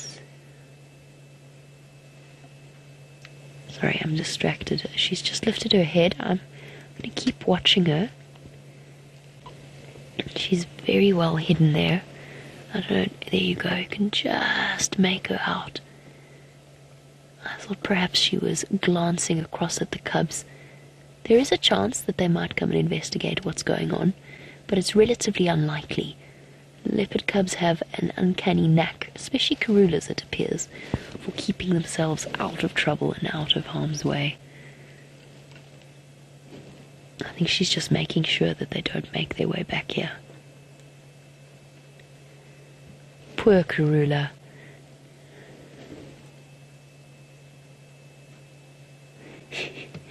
And Chris has said this has been the best soap opera that I've ever seen. Yes, absolutely, I couldn't have described it better myself. The days of our lives of our leopards, or something similar. Could have been a bit more creative there, but that was the first thing that popped into mind. You know, sands through the hourglass, or at least sands through the African savannah. But yes, a true soap opera has played out, with the victor being the big male leopard. Well, he's got the food at least. Perhaps not the comfort, but he's definitely got the food. A truly amazing way to spend one's afternoon. While we do one more shuffle around and just see if we've got any chance to improve our view, let's jump across to James, who has a hippo at Djuma Dam. Much better view there of the hippopotamus. Everybody may well come down and sit in the water during the course of the night, or certainly have a drink. Not much for him to eat around here, so I'm not really sure what he's thinking about eating. But I just think that's a really lovely picture, don't you? It's just rather gorgeous. He's sitting there. It looks like he's resting his nose on the ground. I think he's having a snooze with his nose on the ground there.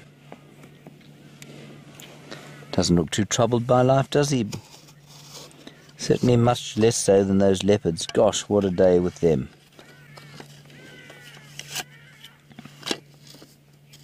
Hello, Snoop. Do you think it's Snoop Dogg? Andre? Do you think that's Snoop Dogg asking us a question? Snoop, you want to know how far the hippo has to go? Stop shaking. You think that how far the hippo has to go to eat? In this case, quite far. I would imagine probably during the course of the night that hippo could easily move 15 kilometers or so, 16 kilometers, maybe 10 miles. Yeah, I think that's probably how far you'd have to go to find sufficient to eat. Remember, hippo, because of their energy balance, remember they spend most of their time in the water. And that means that they don't have to eat as much as something like a rhino does, which has to walk around all day. So they don't have enormous energy needs, but they do obviously need to eat. Now, over this side, There is a herd of elephants approaching us. I don't really want to drive towards them because I think they're coming up towards the pan. And so let's just enjoy the sight of them in this sort of light. Isn't that nice? That's very beautiful, John Ray. Is that to do with you or to do with the sort of natural light? It's to do with you. Me, yes. You mean my radiance is so bright that it is shining upon them, casting them in a gorgeous light. Ooh, the back one there, can you see there, has got a collar on her. You see that bobble on the back of her head? That is a collar, which means she's being used for some kind of research. There'll be a GPS tracker on there, much the same as the one on Sindile, the male leopard. And I find for elephants it's even more interesting than it is for leopards because they move massive distances. Far more than any other animal I know, other than maybe wild dogs, but I think even them, they don't move as far as these elephants do. Birds. Birds. Yes. Yes, birds move as far as elephants do. Thank you. Thank you for that, Jean-Ray. Now be quiet.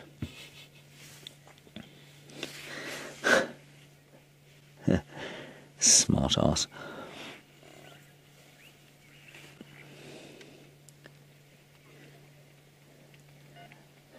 Now, the reason I'm not moving is I think it's a nice picture and they're coming up to drink and I don't want to really disturb them. I'm rather hoping they'll come past us, but whether they'll do that in time before we have to close the show, I'm not sure. So we'll just enjoy them for now.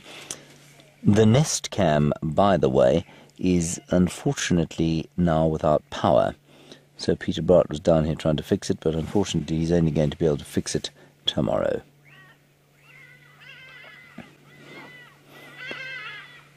Them slowly ambling up here.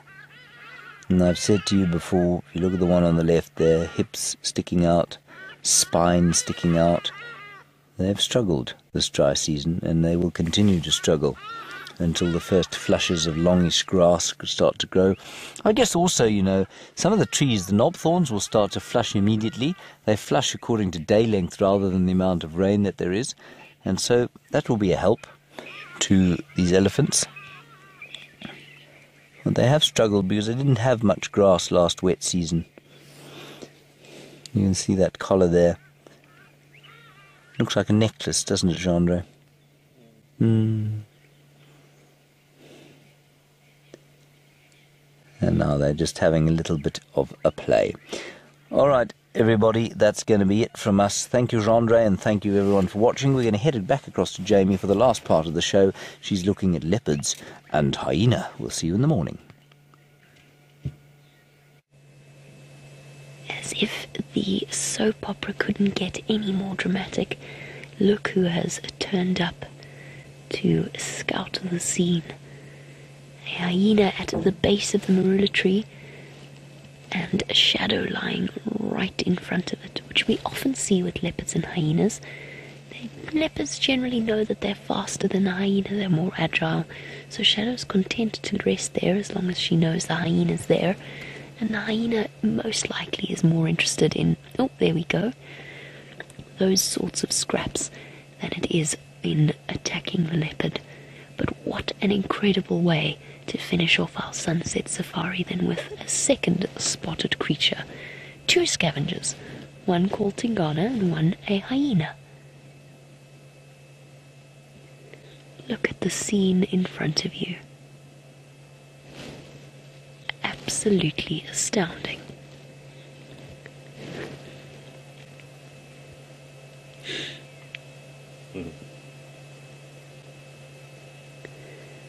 And our beard has been far more creative with his soap opera names. Days of Our Drives. I've forgotten all the rest of them, but it was sheer genius. Well done, our beard.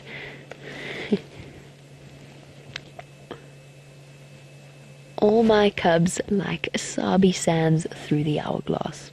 Perfect. I think that neatly sums up what has been another extraordinary live safari experience. Dave, we've just been on a roll, haven't we? Absolutely incredible. And all along, the winner of this particular scenario rests, if not comfortably, then perhaps precariously, on his marula tree. It is now obviously very, very dark. We will be leaving the sighting as soon as we've finished off with our sunset safari. Wild dogs! There's wild dogs in this sighting. I don't believe this. Run, Shadow, run, Shadow, run!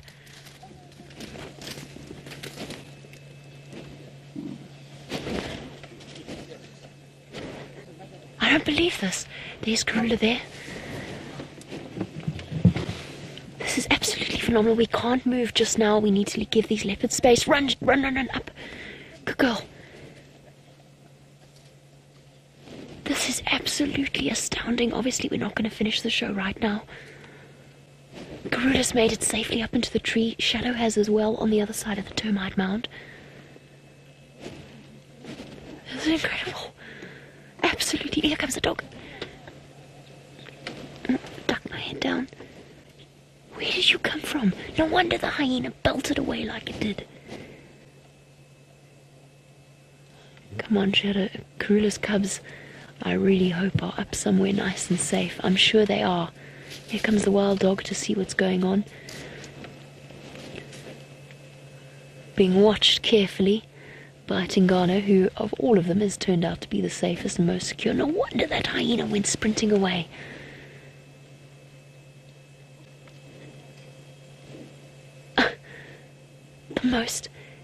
The second most endangered carnivore in Africa just came belting onto the scene. Forget soap opera, this is on a whole different level. Disappearing off into the dark. Obviously we have extended the drive. Life's very tricky for Dave right now. There's too many things to look at. And we are on a very awkward sort of level. There go the dogs there. Just when we thought things couldn't get more dramatic, wild dogs have come racing onto the scene. There's the male. You can see it's him with his thick neck. And now they're jumping up at the tree where Karula is. But she's okay. She's going to be absolutely fine there. Let's stay looking at the marula tree where they're jumping. There we go. Look at this. Look at this. Leaping up to try and reach for her. There's no chance there, doggies.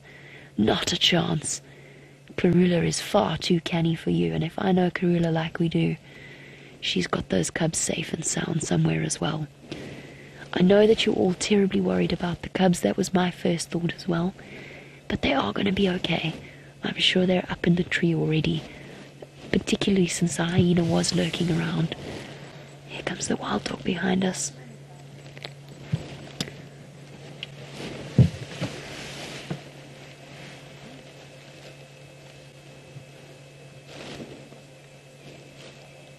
My goodness gracious me. One of the most extraordinary sightings. I'm speechless. Apparently you guys are all speechless. I'm speechless too.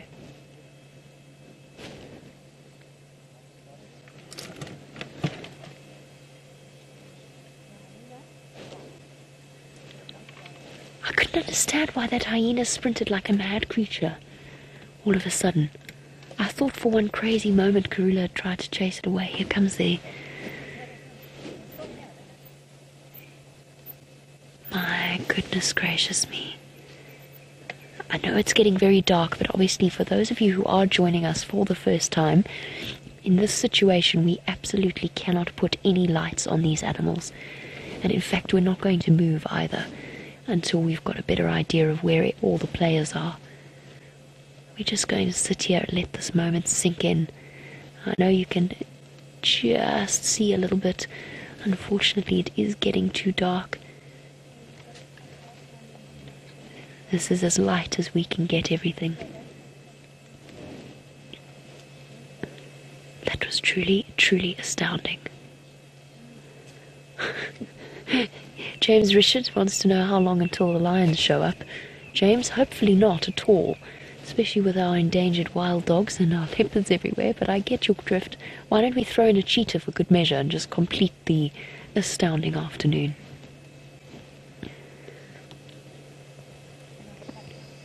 And an aardvark, why not? Let's have an aardvark wander into the midst, because this has just really been momentous. A drive for the record books. 3 different types of predators, big predators. 5 leopards, 3 wild dogs, 1 hyena, all playing out in one spectacular sighting.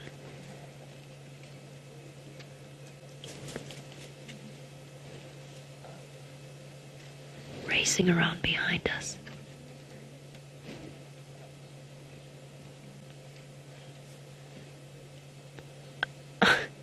It's taken my breath away. And Sleepy One, yes, what we're watching here is completely normal. We are in a very awkward position, and I'm actually going to, in a moment, I'm going to ask Dave to turn the presenter light off my face, just because it's now got so dark that it's providing a little bit of extra ambient light.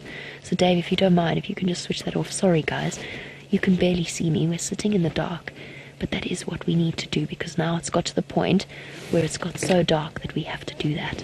So Sleepy One, yes, it's totally normal for wild dogs to chase leopards. Sorry, trying to have eyes in the back of my head here. The reason they do it is it's a predator hierarchy, and they actually come right up top. Depending on numbers, if they've got the advantage of numbers, they fall just below lions in terms of the hierarchical layout of the different predators. So they very, very often chase leopards up trees when they encounter them. Which is, of course, what has played out here. Shadow, I heard her growling. I think she's made it into a marula tree on the other side of the termite mound. Karula's accounted for, Tingana, of course, through all of this. He is absolutely fine. The hyena's booked out of the sighting. And now it's just Karula's cubs, and unfortunately we'll just have to wait for the sunrise safari to find out what happens. I think the wild dogs have decided they're bored and that it's time to clear off. They're going to be finding somewhere safe to settle down for the evening. Oh, listen.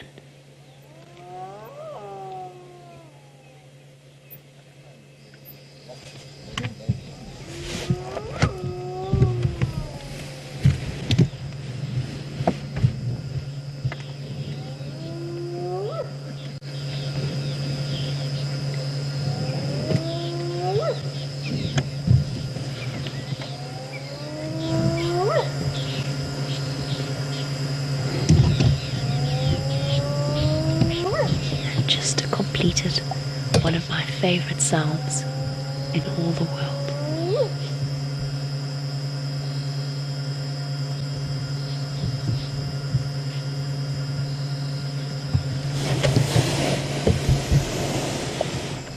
Okay, I think the wild dogs have gone for now.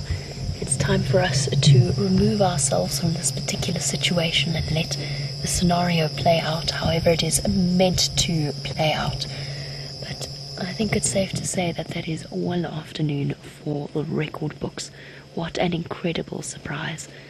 Sure, Dave, I still can't believe it. It's totally speechless. I'm so glad you were all there with us to share in it. Well done to Dave, and a big thank you as well as to the lovely Kirsty and Jerry in Final Control, and to all of you. Join us on the Sunrise Safari and we'll try and puzzle together what happened during the night.